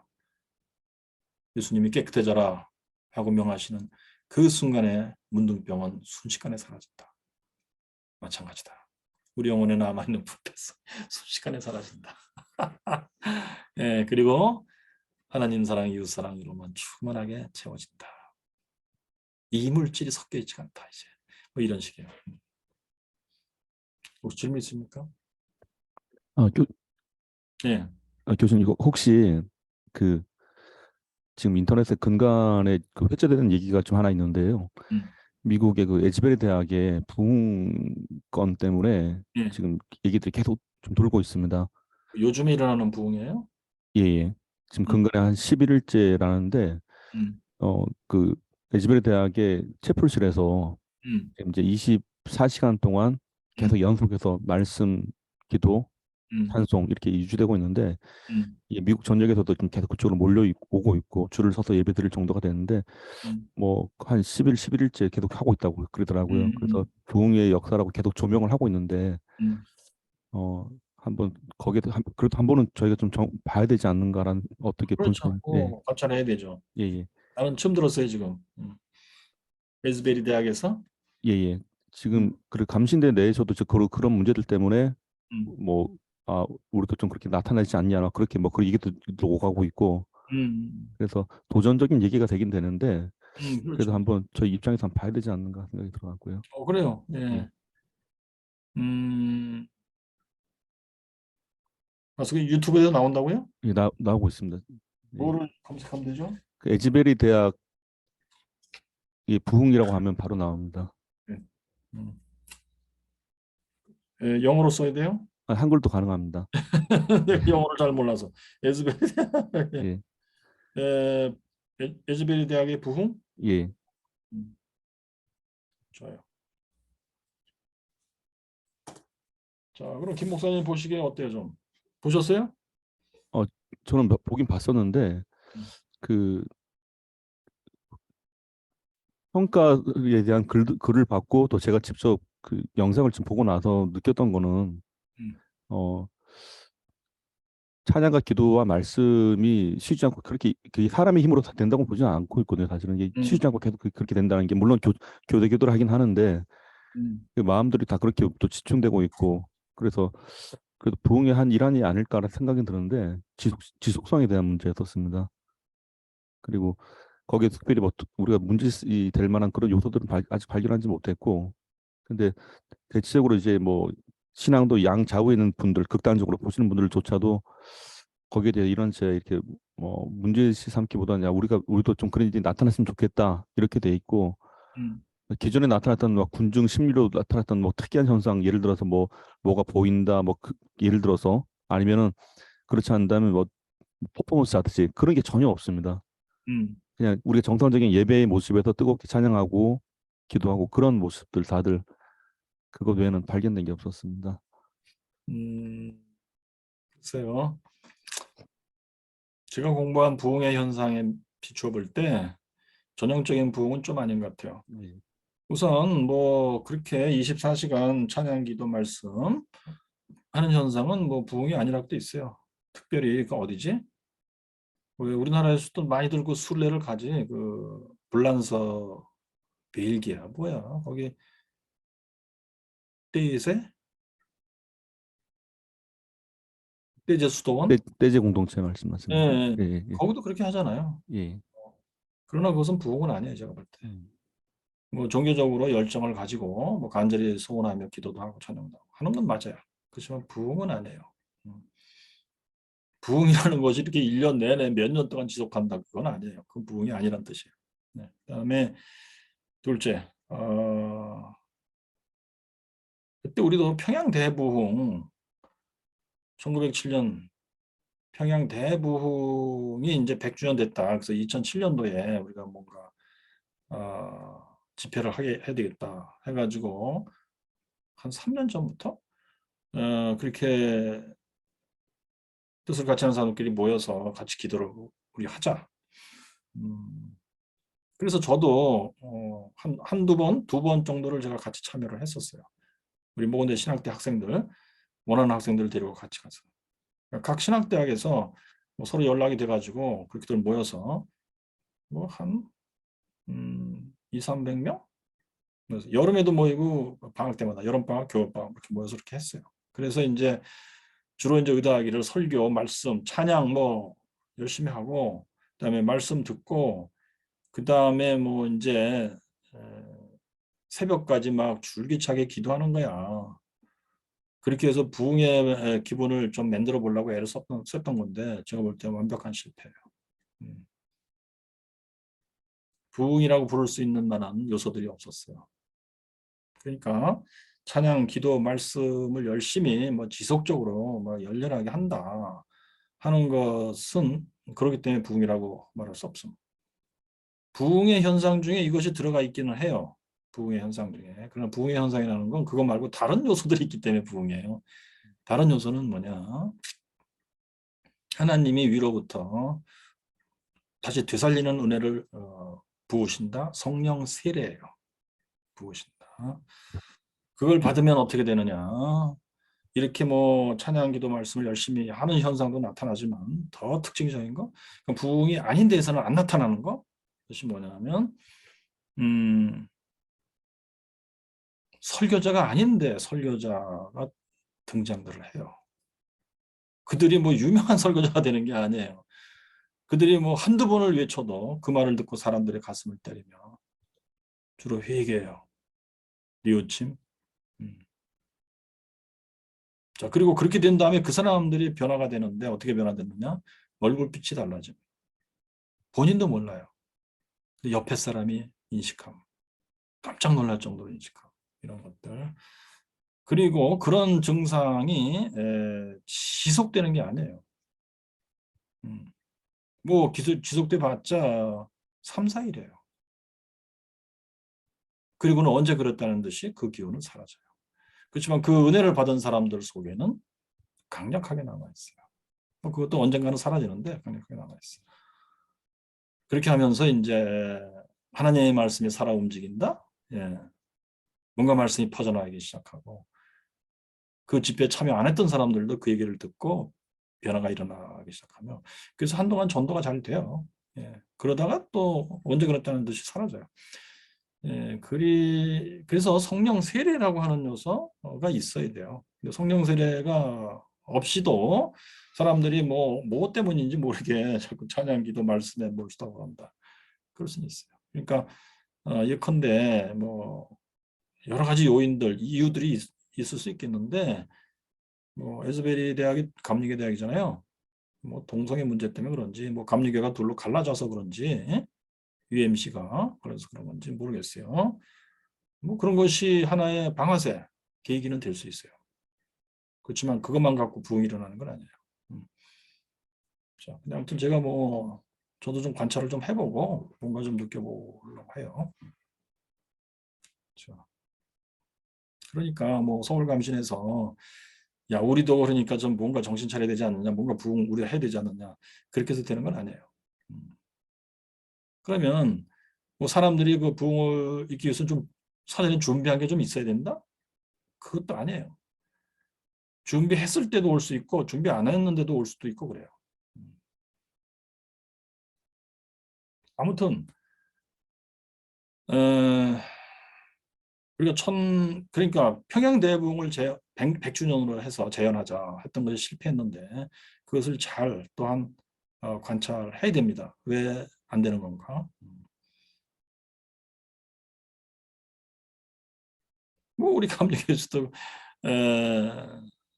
평양대부흥 뭐 100주년 그래가지고 뭐 요란했었어 나름대로. 어떤 지방 목사님들은 뭐 CD를 만들어서 했는데 특별히 그 CD의 분위기는 뭐냐면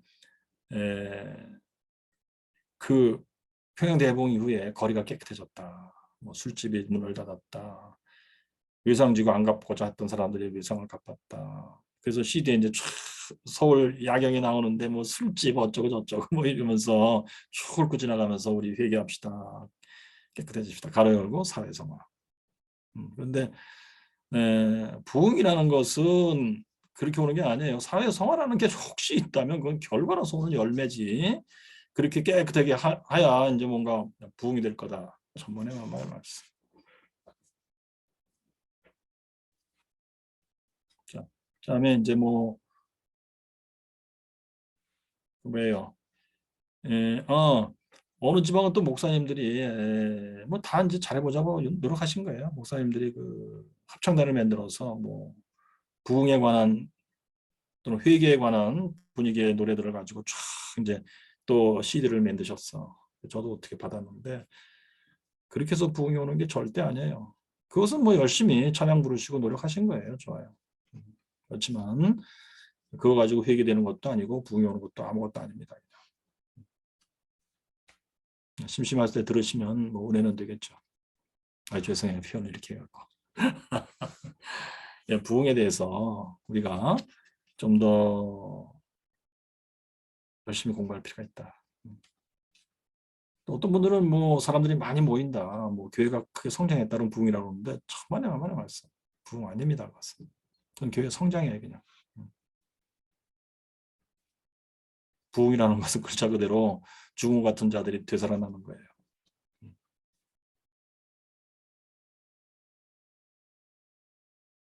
뜨거운 눈물이 흐르는 것입니다. 그냥. 가만히 있어도 뜨거운 눈물이 흐르는 것이고 왜 그러는지 모르게 내 마음이 뜨거워지고 부드러워지고 지난날의 날에 뭐 천사처럼 살아왔던 뭐 대충 살아왔던 간에 지난날의 나의 삶을 참 후회하며 내가 다시는 그렇게 살지 아니하리라 하면서 의롭고 거룩해지며 사랑으로 충만해지고 뭐 이런 현상이 핵심이지 뭐 종교적인 현상이 핵심이 아니에요. 부흥은 찬양, 기도, 말씀이 끊임없이 흘러나온다. 절대로 아님. 부흥의 핵심은 그게 아니에요. 교수님 혹시 그 질문 좀 하나 드릴 게 예. 있는데요. 이게 저는 아까 그 에즈베리 대학의 증상을 보면서 약간 조금 하나가 염려됐었던 거는 이제 방금 교수님 말씀해 주시니까 조금 정리가 되는 부분이 있었는데 그 대학으로 많이 집결을 지금 하고 있거든요. 차량에 줄을 서고. 그런데 이제 예를 들어 그 장소에서 어떤 부흥의 경험을 했다 치면은 예를 들어서 그러면 그분들은 이제 실질적인 어떤 변화가 일어날 것도 아니겠습니까? 그러면 근데 이 뭐 일어나는 사람도 있고 아닌 사람도 있고 그럴 거예요. 예, 그러면 이제 저는 사실 이제 부흥의 현상을 갖고 이제 지난번 원장 교수님 말씀해 주신 것 가운데 리바이벌 다시 살아나다라는 예. 걸로 그러면 그분들이 특정한 영역에서만 변화가 일어난 게 아니라 어떻게 보면 일상 평범했던 일상들도 하나님의 은혜로 또 바뀌어지고 부여지고 그래서 그건 그럴 수도 있고 아닐 수도 있어요. 아, 그러니까 핵심은 성령 세례라고 딱 한마디로 말할 수 있어요. 성령 세례가 임해야 부흥이 일어나는 거예요. 그 다음에 이제 열매들이 맺히는 건데 열매는 뭐 그 개인의 속에서 그런 새로운 변화가 일어난다. 그럴 수도 있고 근데 그렇게 됐는데 그것이 삶으로까지 연결이 안 된다. 그럴 수도 있어요. 그러면 이 사람에겐 부흥이 안 일어났다. 소위 개인적으로 그렇게 말할 수 없어요. 부흥이 일어났는데 여러 가지 이제 그 발전 과정이 다양해요. 어떤 사람은 삶에서도 막 변화가 일어나는 수도 있고 그래요. 예. 그런데 이제 이것이 특징이 오래 지속 안 된다는 뜻이에요. 그래서 부흥회를 보고 이제 사람들이 부흥회 현상 보고 이제 비판하는 것 중 하나가 그거예요. 냄비처럼 부르르 끓었다가 다시 식었다. 응? 그렇게 해봤자 뭐하냐. 뭐 질적 성숙이 안 된다. 이런 비판도 받고 그러는 거예요. 그래서. 왜 그런 비판이 오느냐. 부흥이라는 현상 자체의 특성이 그래서 그래요. 그러면 그 부흥의 특성을 우리가 잘 이해하고 그 하나님의 은혜를 잘 받는 게 중요해요. 뭐 질적 성숙이 안 돼. 그러니까 다 소용없어. 이것도 잘못된 거예요. 또 그러니까 부흥을 이제 부흥 현상이 있어. 성령 세례 받았어. 그래가지고 이제 이것이 질적 성숙으로 쫙 연결돼 들어가야 좋아. 반드시 좋은 것도 아니에요. 질적 성숙 해가지고 뭐가 좋다는 뜻이죠? 냉정하게 물어봅시다. 사회가 좋아지나요? 교회가 좋아지나요? 사회가 교회를 칭찬하나요? 그게 왜 중요하죠? 그것이 된다고 칩시다. 여러분의 인생에 무슨 도움이 될까요? 웨슬리의 말을 소개해드리겠어요. 웨슬리는 성령 세례가 임하고 부흥이 임한 시절의 리더였었어요. 이 사람이 한 말이 이거예요. 산상수훈 설교를 우리 읽어봤잖아요. 부흥을 받았어요. 그랬더니 어떤 결과가 와요? 사회에서 욕을 먹게 되었다. 그렇지만 이들에게 얻은 건 뭐예요? 내 영혼에 하나님 주신 생명이 충만한 아이다. 그겁니다. 나는 하나님을 사랑하고 이웃을 사랑하는 존재가 되었습니다. 성경 말씀이 뭔지 알게 되었어요. 하나님의 진리가 뭔지 알게 되었어요. 하나님에 대한 지식, 예수 그리스도에 대한 지식, 하나님의 섭리 나라에 대한 지식이 날로 새롭게 되고 증가됩니다. 이렇게 되는 거지. 이게 질적 성숙이라고 주장하는 사람들은 저는 의심하는데 뭐냐 하면은 학교의 선생님, 교장 선생님 같은 분이에요. 애들이 말 잘 듣고 뭐 질서 있게 움직이고 그러면 교장 선생님 좋지. 예? 그죠? 기분 좋지. 애들한테 이제 인터뷰 한번 해보세요. 학교 생활 재밌냐? 아, 죽겠시오. 질적 성숙이라는 게 그겁니다. 통제하고 싶어 하는 거예요. 영혼의 자유를 허용하시라. 그겁니다. 이선희 교수 무슨 소리 하는 거야 지금. 죄송해요. 예. 질적 성숙을 따라가 보기로 해보세요. 피곤합니다. 언젠가 말씀드렸잖아요.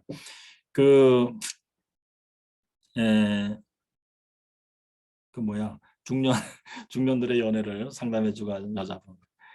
예, 그러니까 여성에게 매력 있는 남자 특징을 뭐 20가지 이상이나 열거하시면서 설명해 주셨는데 내가 그걸 들으면서 야 저렇게 살다가는 피곤하고 코피 나서 못 살겠다. 그 뭐야 남성들을 그렇게 통제하고 싶은 거예요. 그 여자는. 영혼의 자유를 허락하세요. 그리고 나의 배우자 나랑 뭐 사귀는 파트너가 내 마음에 안 들어도 그 자유를 허용하세요. 그래야 서로 간에 평안하고 그래야 사랑이 가능해집니다. 상대방에게 뭘 요구하지 마세요. 그런가 보다 하세요. 그냥. 하나님의 섭리가 그런가 보다. 하나님이 그렇게 역사하시는 거다. 상대방의 죄에 빠져 있습니까? 복음을 전개해 주세요. 하나님이 알아서 하실 거예요. 내가 상대방을 만들려고 덤벼든다. 그때부터는 지옥이 됩니다. 괴로워집니다. 이것을 저는 뒤늦게 깨달았어요. 그래서 제가 이걸 깨닫고 우리 집사람이든지 할 때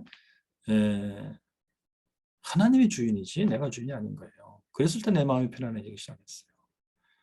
그리고 자녀에 대해서도 마찬가지예요. 이건 하나님의 사업이에요. 하나님이 내시고 하나님이 인도하시고 다루는 거예요.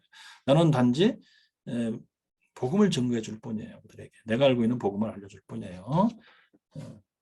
그러면 하나님이 알아서 하시는 거고 본인들이 알아서 하는 거. 할 때 나는 그거에 대해서 태클을 걸면 안 돼. 너 왜 그렇게 하냐? 이렇게 해야 돼. 저렇게 하라니까. 그렇게 하지 말라니까. 이렇게 되면 지옥이 되기 시작하는 겁니다. 마찬가지예요. 질적 성숙이라고 할 때 피곤하기 시작합니다. 뭐가 질적 성숙입니까? 하고 물어보면 성경하고 전혀 다른 얘기하는 거예요. 서로 사랑하라. 그 사랑을 질적 성숙을 한다고? 저 웨슬리 설교 읽어봤더니 사랑이 되는 것은 그게 아니에요. 하나님이 주시는 은혜를 잘 받을 때 되는 거예요. 그냥. 하나님이 주신 은혜 중에는 resignation to God이 있어요. 하나님께 굴복하라. 하나님 제가 졌나이다. resign to God. 아이고 여러분들이 다 아시는 말씀 괜히 떠들었습니다. 죄송합니다. 자, 혹시 다른 질문 없습니까? 교수님 질문 예. 하나 드릴 수 있어요. 여기 60페이지에 그리스도의 완전을 주시는 순간에서 예. 보면은 이제 우리가 그들을 내어 쫓을 수는 없다. 진입하는 은혜를 모두 가지고 우리는 그들을 우리 쪽 뽑을 수도 없다. 우리가 갈수록 건설하고 기도할지라도 우리는 우리의 마음이나 우리의 손을 완전히 깨끗하게 할 수가 없다. 이렇게 이렇게 서술이 되어 있는데 예, 예. 그리스도의 완전에서 이게 조금 더 이렇게 그리스도의 완전이라는 이 부분을 강의를 들으면 들을수록 또 헷갈리고 더 모호해지고 더 모르겠단 말이죠. 왜냐하면 요한일서 3장 9절에 하나님께로부터 난 자마다 죄를 짓지 아니하고 하나님의 그의 속에 거해서 범죄하지 못하는 것은 하나님께서 난 것이고 또 악한 자가 3장 5장 18절에 악한 자가 우리를 만지지도 못하게 한다. 그랬는데 지금 여기에서는 뿌리째 뽑을 수 없다. 예. 내쫓을 수도 없다. 그러니까 이게 좋아요. 그리스도의 완전히 구체적으로 예. 어떻게 되는 건지, 뭐를 알겠습니다. 완전이라고 하는 건지. 예, 제가 두 가지를 좀 말씀드려 보겠어요. 첫째 덩어리, 그다음에 둘째 덩어리. 둘째 덩어리는 저의 체험담을 잠깐 짧게 말씀드릴 겁니다. 근데 첫째 덩어리, 웨슬리의 이론을 좀 알아들으시게 설명을 드리겠어요. 자, 지금 이제 요한일서 예를 들으셨어요. 하나님으로부터 난 자는 죄를 짓지 아니한다. 있죠? 그 웨슬리 해석은 뭐냐면 하나님부터 난 자는 당연히 이신칭이 받고 성령의 증언을 받고 신생, 중생한 자이고 그래요. 근데 이런 사람들은 죄를 짓지 않는다 했을 때 웨슬리의 해석은 뭐냐? 죄를 짓는다는 것은 커미트 신 외적 행동으로 죄를 짓는 것을 의미하는 건데 거기에서 벗어났다는 뜻이에요. 그러니까 중생한 사람은 외적인 죄는 거의 짓지 않는 거예요. 가급적 거의 짓지 않는 거예요. 99% 짓지 않는 거예요. 그런데 내적 죄의 문제가 남아 있어요. 그것이 아까 얘기했던 남아 있는 죄, 영혼의 지의정의 어느 정도의 부패성, 거기서 나오는 어느 정도의 악한 기질들 이거예요. 이것은 스물거리고 있는 거예요. 그러니까 웨슬리가 붙들고 씨름하는 것은 바로 이거예요. 내적 영역에서의 어느 정도 부패성, 어느 정도 악한 기질이에요. 이것을 웨슬리가 볼 때는 이것은 그 기도해서 몰아낼 수 있는 것도 아니고 율법을 지켜야지 열심히 근신하고 노력하고 애쓰고 해서 몰아내지는 것도 아니고 그렇다. 이런 얘기입니다. 은혜의 수단을 죽으라고 쓴다고 되는 것도 아니다 이거예요. 그럼 이건 어떻게 처리하는 거냐 했을 때 아주 쉬운 말로 하나님이 직접 손을 대셔야 된다. 사람 능력으로 할 수 있는 게 아니다. 이런 느낌이에요. 하나님이 직접 손을 대시는 게 뭐냐? 아주 쉬운 말로 믿음을 주시는 순간 이것이 뿌리채 뽑혀 사라지는 거예요. 하나님만이 할 수 있다. 이런 분위기로 설명한 겁니다. 그죠? 좀 이해는 되시겠죠? 자, 그 다음에 두 번째 덩어리 저희 체험담 말씀드리겠어요.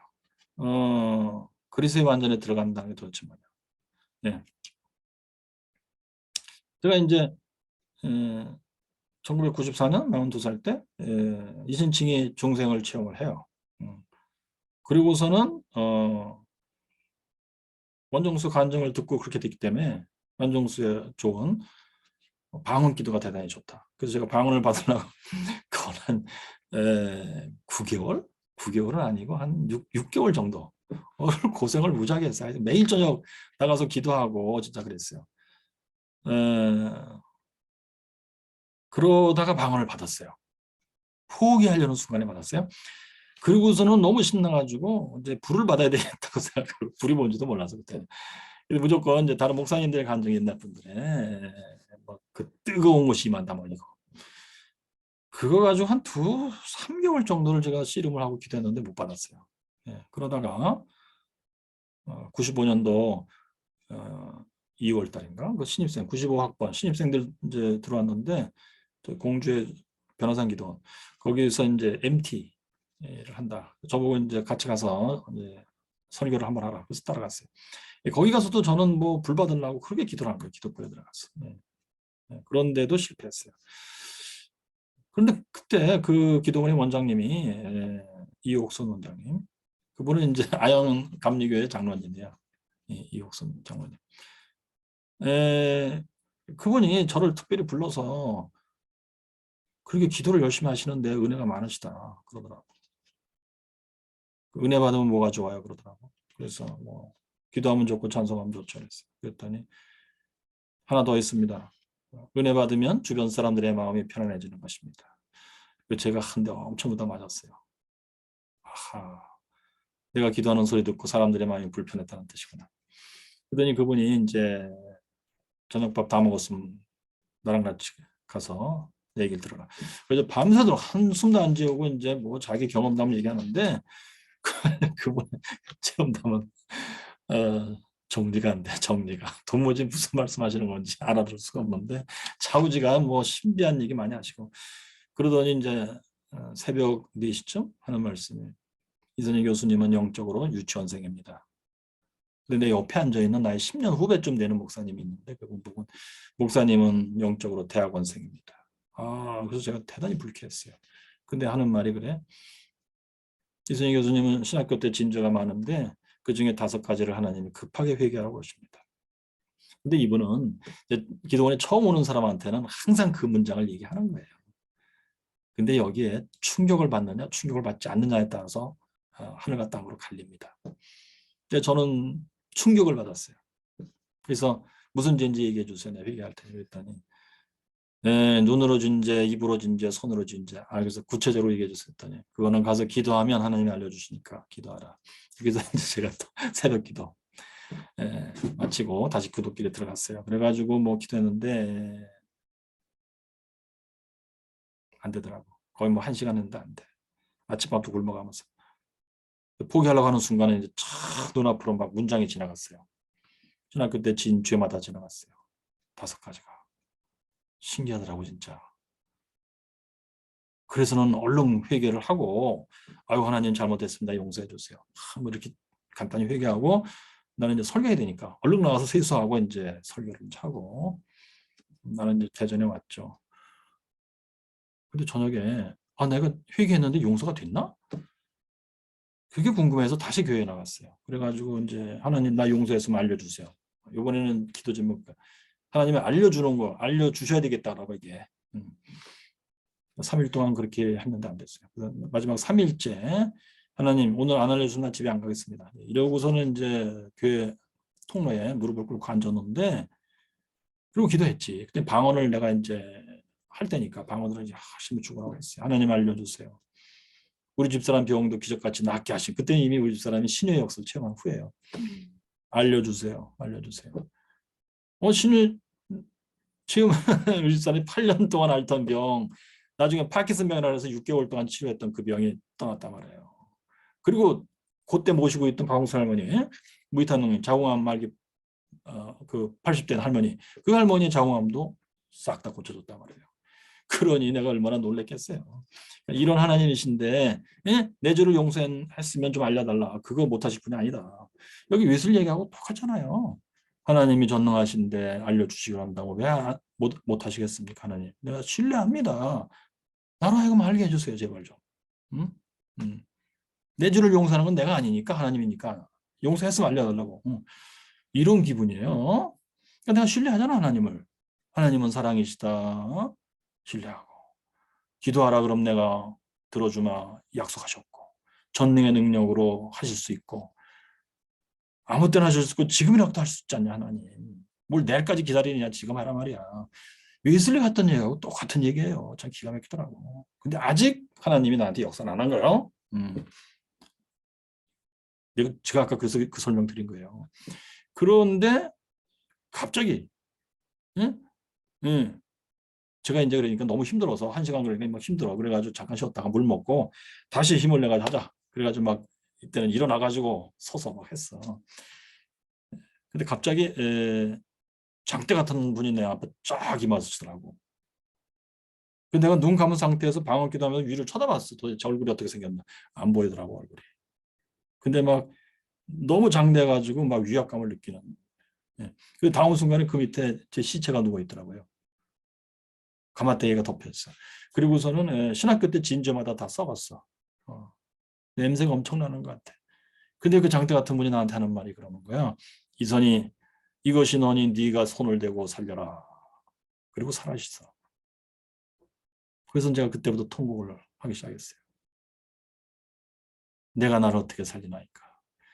아니 내 용서했으면 알려달라고 했더니 그 말만 하고 살아시다니. 네.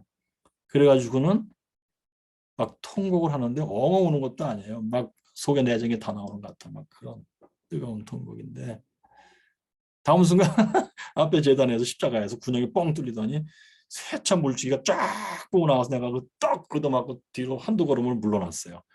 그리고는 통곡이 딱 끊어졌어요. 그래서 제가 웨슬리가 설명하는 애통이 뭔지를 이해할 수 있는 겁니다. 애통이 뭔지. 예. 하나님이 얼굴을 돌리셨나이다. 그 애통. 응?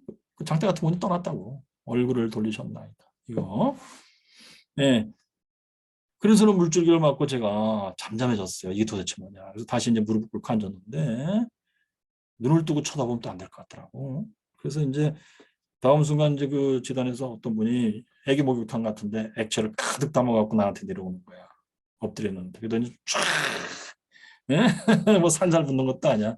여지없이 그냥 쫙 붓고서는 흰 손이 나와서 나를 닦아내리기 시작하더라고. 예. 엄마의 흰손 같은 것이. 그래서는 뭐 내가 이제 죄진 부분마다 돌아다니면서 눈으로 죄진 것 닦고 코로 진지 입으로 진지 막걸리 먹고 시원하다 했더니 모가지를 다 씻어내고 가슴을 씻겨내고 가슴 씻기는데 막 간지러워갖고 이제 방언 기도하면서 내가 몸을 막 비틀었어요. 그러면서도 누가 옆에서 보면 되게 웃기겠다 이렇게 생각. 그러니까 저는 초보자니까. 예. 그리고 그분은 사라졌어. 그리고서는 내가 하얗게 됐어요. 내가 하얗게 빛나더라고. 그런데 막 교회 안이 그때 나 혼자 밤에 그러고 있었는데 막 환해진 거예요. 내가 눈을 감고 있는데.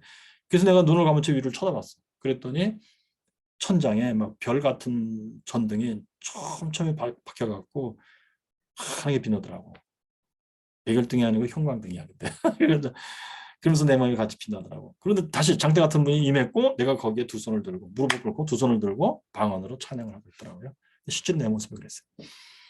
그래서는 그렇게 이제 한동안 뭐 5분 정도를 기도하고 집에 가야겠다. 하나님이 나를 용서하셨다. 그리고 생각해 보니까 내가 이것을 받을 만한 신분이 아닌 거예요. 내 수준이. 그래서 하나님이 잘못 주신 건가? 이렇게 생각이 돼갖고 하나님이 오셔갖고 야야 취소 아유 잘못 줬어 내가 이럴까 봐 그 생각이 들어서 얼른 가방을 막 싸가지고 도망 나오듯이 집을 간 거예요. 집을 가는데 2월달 막 찬바람이 막 부는데도 춥지가 않아. 더워. 그리고 하나님이 나를 사랑하셨다가 너무 확신이 돼가지고 막 가슴이 충만해 가슴이 뻐개지는 것 같아요. 예. 그럼 집에 가가지고 얼른 우리 집한테 이 간증을 해준 거예요. 그리고서는 이제 그 다음날 내가 이제 그 무렵에 이제 다시 계약이 됐어요. 며칠 지나서. 그리고서는 학교에 출근하는데 기도가 달라지더라고. 하나님 벽에 붙은 십자가 내 손을 대고 기도하는데 내가 이제 세상에 나갈 때 하나님이여 죄를 짓지 않게 해주세요. 이 하나님이 주신 은혜 이게 너무 귀해 갖고 이거를 상실치 않게 해주세요 하나님. 혹시라도 내가 눈빛으로 나의 참 얼굴 표정으로 나의 한두 마디로 죄를 져가지고 이것이 사라지는 일이 없도록 해주세요 하나님. 그때 하나님 하시는 말씀이 그래. 네가 그것을 원하면 출근할 때 그냥 가지 말고 네 아내에게 여보 사랑해라는 말을 하고 가라. 이상하게 그런 생각이 탁 들어와서 참 이상하다. 그래서 나가면서 이번에 학교 갔다 올게 나가는데 그 말을 안 하면 안 될 것 같더라고. 그래서 여보 사랑해. 그랬더니 우리 집에 놀래갖고 뭐 또 안 하던 짓을 하는 거야? 뭐 이런 거예요. 그래서 아니 성령님이 그래라고 말씀하셔서 순종하는 거였다. 아 그러냐고. 그리고서는 이제 퇴근하고 집에 올 때에도 할렐루야. 네 집사람이 문을 여는 순간 할렐루야를 외치라. 그래서 문을 때 할렐루야. 그랬더니 목사님이 깜짝 놀라고 왜 그래? 예. 그래서 이제 방에 들어가서 그러는데 내가 아침에 출근할 때 꺼내놨던 손수건 양말이 그대로 있어. 딴 때 같으면 그대로 있네. 순간 생각이 지나가죠. 우리 집사람 막 게을러서 안 치우고 뭐 했나.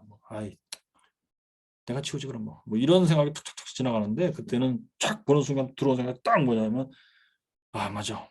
당신이 하루 종일 집을 지키고 있었기 때문에 어떤 놈이 와서 이것을 안 집어갔구나. 너무 고맙다. 그래서 집사람한테 여보 고마워. 이렇게 되는 거예요. 자, 뭐 이러면서 그 이제 줄줄이 알사탕 좀 나가는데 결국 웨슬리가 한 말이 맞아. 뭐냐?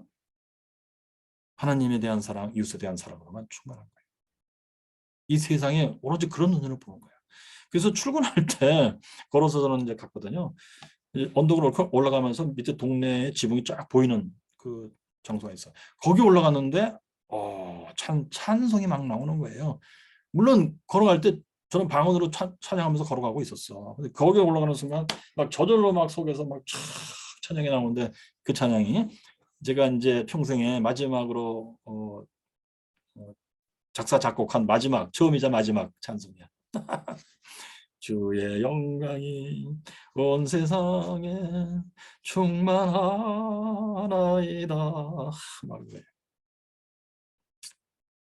그리고 이제 퇴근해서 내가 그 찬송을 우리 집한테 불러줬더니 악보를 그리더라고.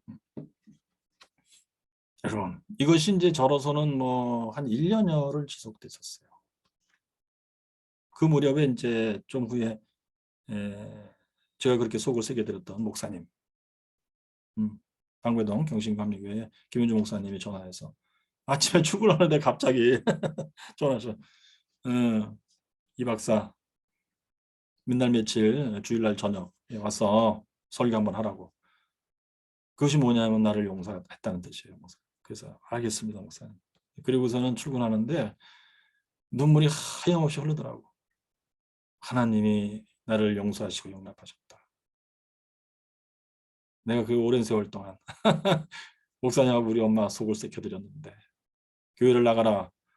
교회 나가서 예수 믿어야 돼 했을 때 나는 집에서 혼자 예수 믿고 잘 믿어보겠습니다. 이랬던 거. 하나님이 용서하시고 용납하셨다. 네. 학교하는 내내 눈물을 닦으면서 갔어요. 그리고 가서는 이제 그날 저녁 약속된 날짜에 가서 주일 저녁인데 설교하려고. 근데 나는 기도를 하고 들어가야 되겠는데 방언으로. 기도실이 어딘지 모르겠어. 그랬더니 기도실 어딘가 했더니 기도실은 따로 없었고 교회마다 기도실 있는 교회가 거의 없어요. 목사님 그 창고 서재가 있는데 거기 가서 알았습니다. 거기 가서 막 방언을 기도했어요. 하나님이요. 이제 하나님의 참 용서와 용납을 받고 내가 하나님의 명을 따라 주의 말씀을 증거하러 왔나이다. 그때 나는 이제 그 10계명을 설명하려고 했어요. 루터의 10계명. 하고 이제 설교단에 가서 이제 앉고 일어나서 설교하고 다시 앉고 그랬죠. 그리고 이제 그날 집에 우리 형님 집에 가서 자고 이제 왔어요. 그런데 그 다음 날인가 우리 어머니가 아침에 전화했어요. 얘야, 우리 교회에 그 시력이 좀 나쁜 권사님이 계신데 남자 권사님. 그분이 이제 초등학교 선생님이세요. 나이도 좀 있으신데. 근데 그날 저녁에 남선교회 헌신 예배였었어요. 그래서 그 남선교회 성가대가 옆에 있으면서 이제 찬송을 한 건데 그분이 우리 어머니한테 전화해서 얘기한 거예요. 뭐냐면 내가 그 앉아 있었는데 이선희 교수가 설교단 뒤에 앉아 있었는데 그 뒤에 천사의 형상이 있으면서 감싸고 있었습니다. 설교하러 섰는데 그 천사가 나가서 같이 뒤에 감싸고 있으면서 설교를 했습니다. 설교한 후에 가서 앉았는데 다시 그 천사가 또한 뒤에서 이선희 교수를 감싸고 있는 모습을 처음부터 끝까지 시적 내내 봤습니다.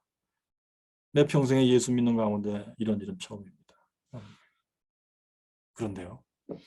제가 그때 목사님 서재에 들어가서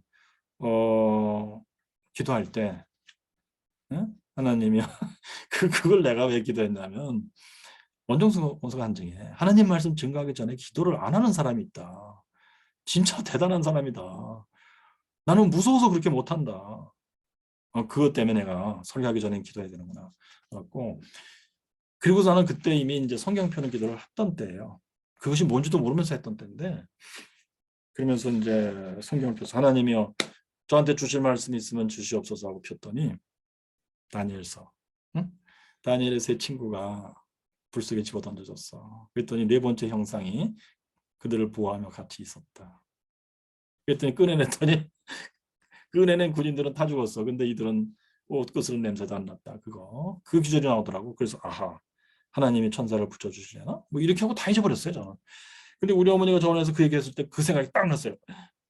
맞아, 그때 하나님이 주신 말씀이 그거였는데. 그래가지고 막 전신에 소름이 쫙 끼치더라고. 네, 그것이 저의 체험이에요. 자, 그래서 성령 세례라고 하는 세계는 그런 세계입니다. 눈에 안 보이시는 하나님의 직접적인 역사인데, 성경에 다 묘사되어 있는 대로 하나님이 천사를 쓰시기도 하며 성령을 물붓듯이 부으시기도 하며 우리의 심령을 사랑으로 충만하게 해서 가슴뼈가 아플 정도로 되게 하십니다. 네, 우리를 완전히 사랑의 존재로 바꿔놓고 세상이 사랑으로만 보인다 하고 이렇게 됩니다. 그렇지 뭐 평생 그런 게 아니고 한동안 가요.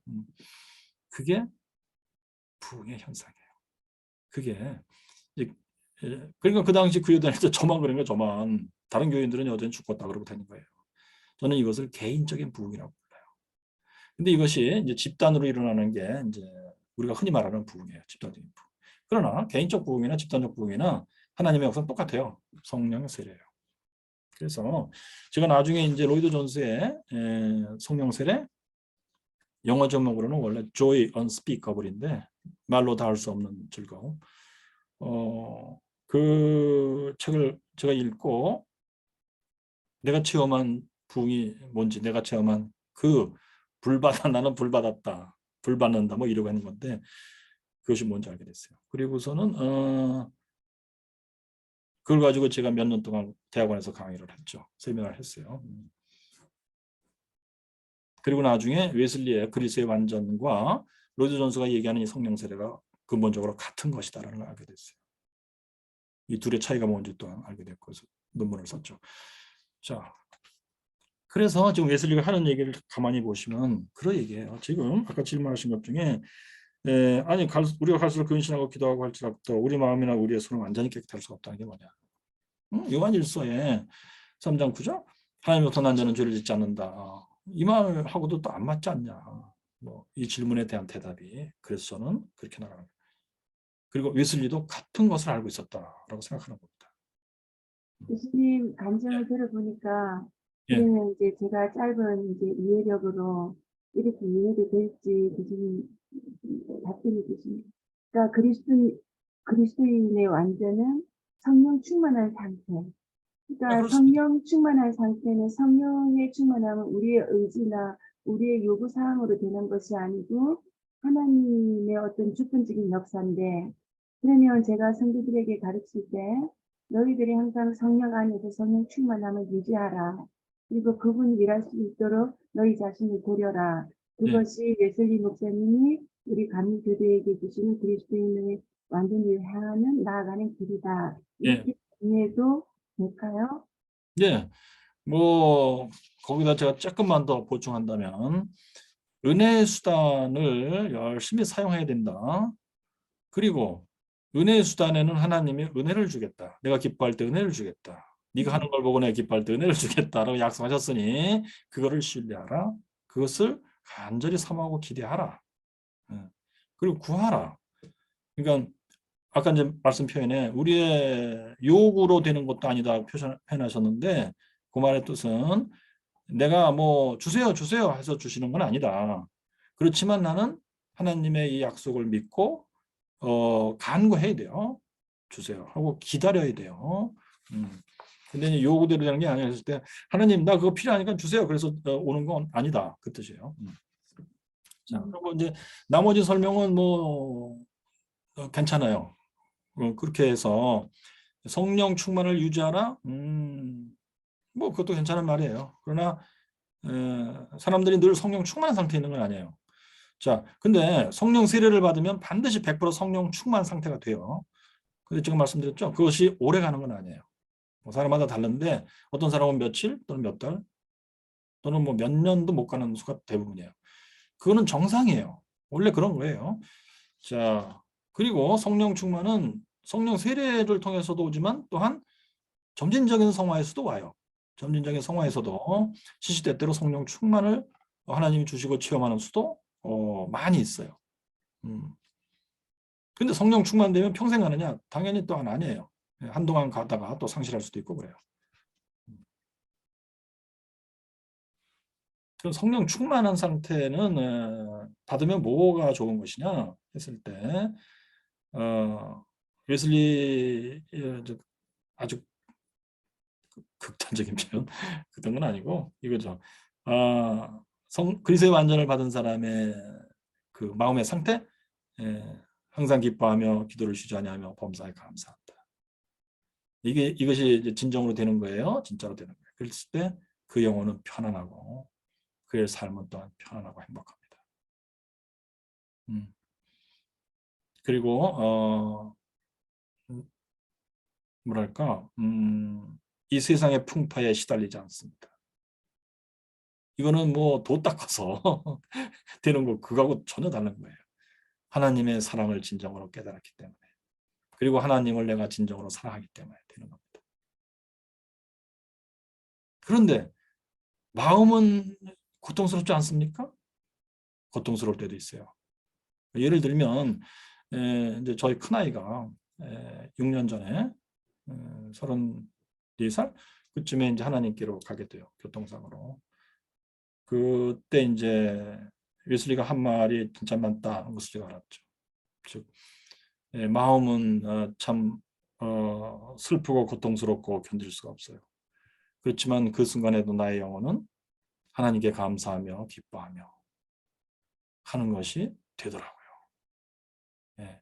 근데 자식은 죽으면 가슴에 묻는다는 말이 딱 맞아요. 지금도 하루에도 몇 번씩 생각나요. 예. 아침에 생각나고 점심에 생각나고 저녁에 생각나는 순간순간은 슬프고 고통스럽고 괴로워요. 그 아이가 살아있었더라. 뭐 그러는데 또한 저의 마음속에서는 뭐 성경의 말씀, 신학적인 이론은 하나님의 만세전에 정하신 바이고 모두에게 너에게도 그에게도 다 좋으라고 하시는 일이었다. 그렇습니다. 하나님 감사합니다. 이 일로 인하여 또한 내 사람의 눈에 보기에도 좋은 일이 있을 줄로 하나님이 그렇게 다 계획하고 섭리하시는 줄로 저는 믿습니다. 이렇게 하는 거다. 그런데 웨슬리의 말이 진짜 맞구나. 그래서 저는 또한 웨슬리에게 고맙게 생각하는 거예요. 웨슬리야 참으로 정확하게 알았구나. 네가 성경을 잘 읽더니 성경의 뜻을 정확히 알았다. 그것을 책에 써줬으니 얼마나 고마운 일이냐. 또 이런 생각도 들어요. 그래서 저는 웨슬리를 사랑하고 존경하는 겁니다. 이런 참 그 관찰력이 뛰어난 사람을 저는 신학자 중에서 못 봤어요.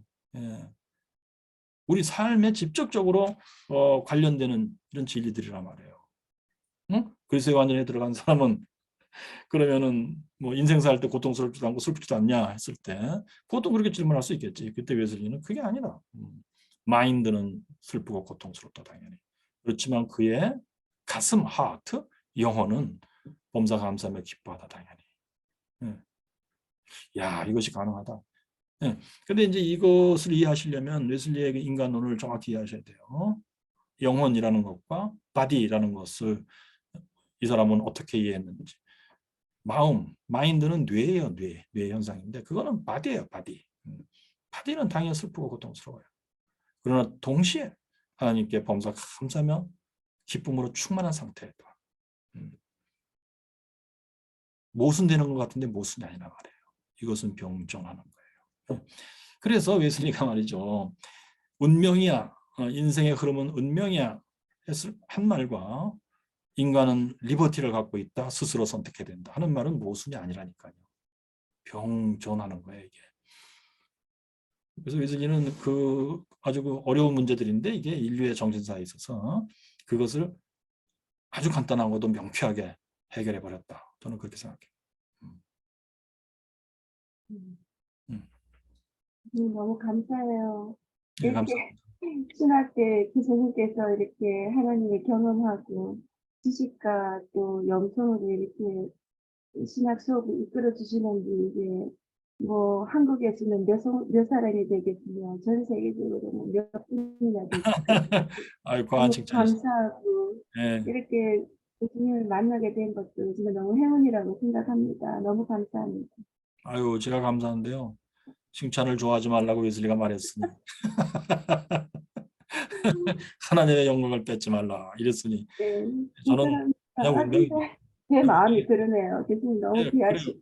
감사합니다. 감사합니다. 그러니까 저는 운명이에요, 일종의. 그러니까 제가 그 뭐 원해서 부흥사가 됐던 것도 아니고 제가 원해서 성령 세례 받은 것도 아니고 예. 저는 부흥사를 하면서 사실은 힘들었어요. 또 성경표는 은사를 받고도 처음엔 좋았지만 나중에는 너무너무 힘들었고 하나님 나 그만할래요. 이렇게도 했었고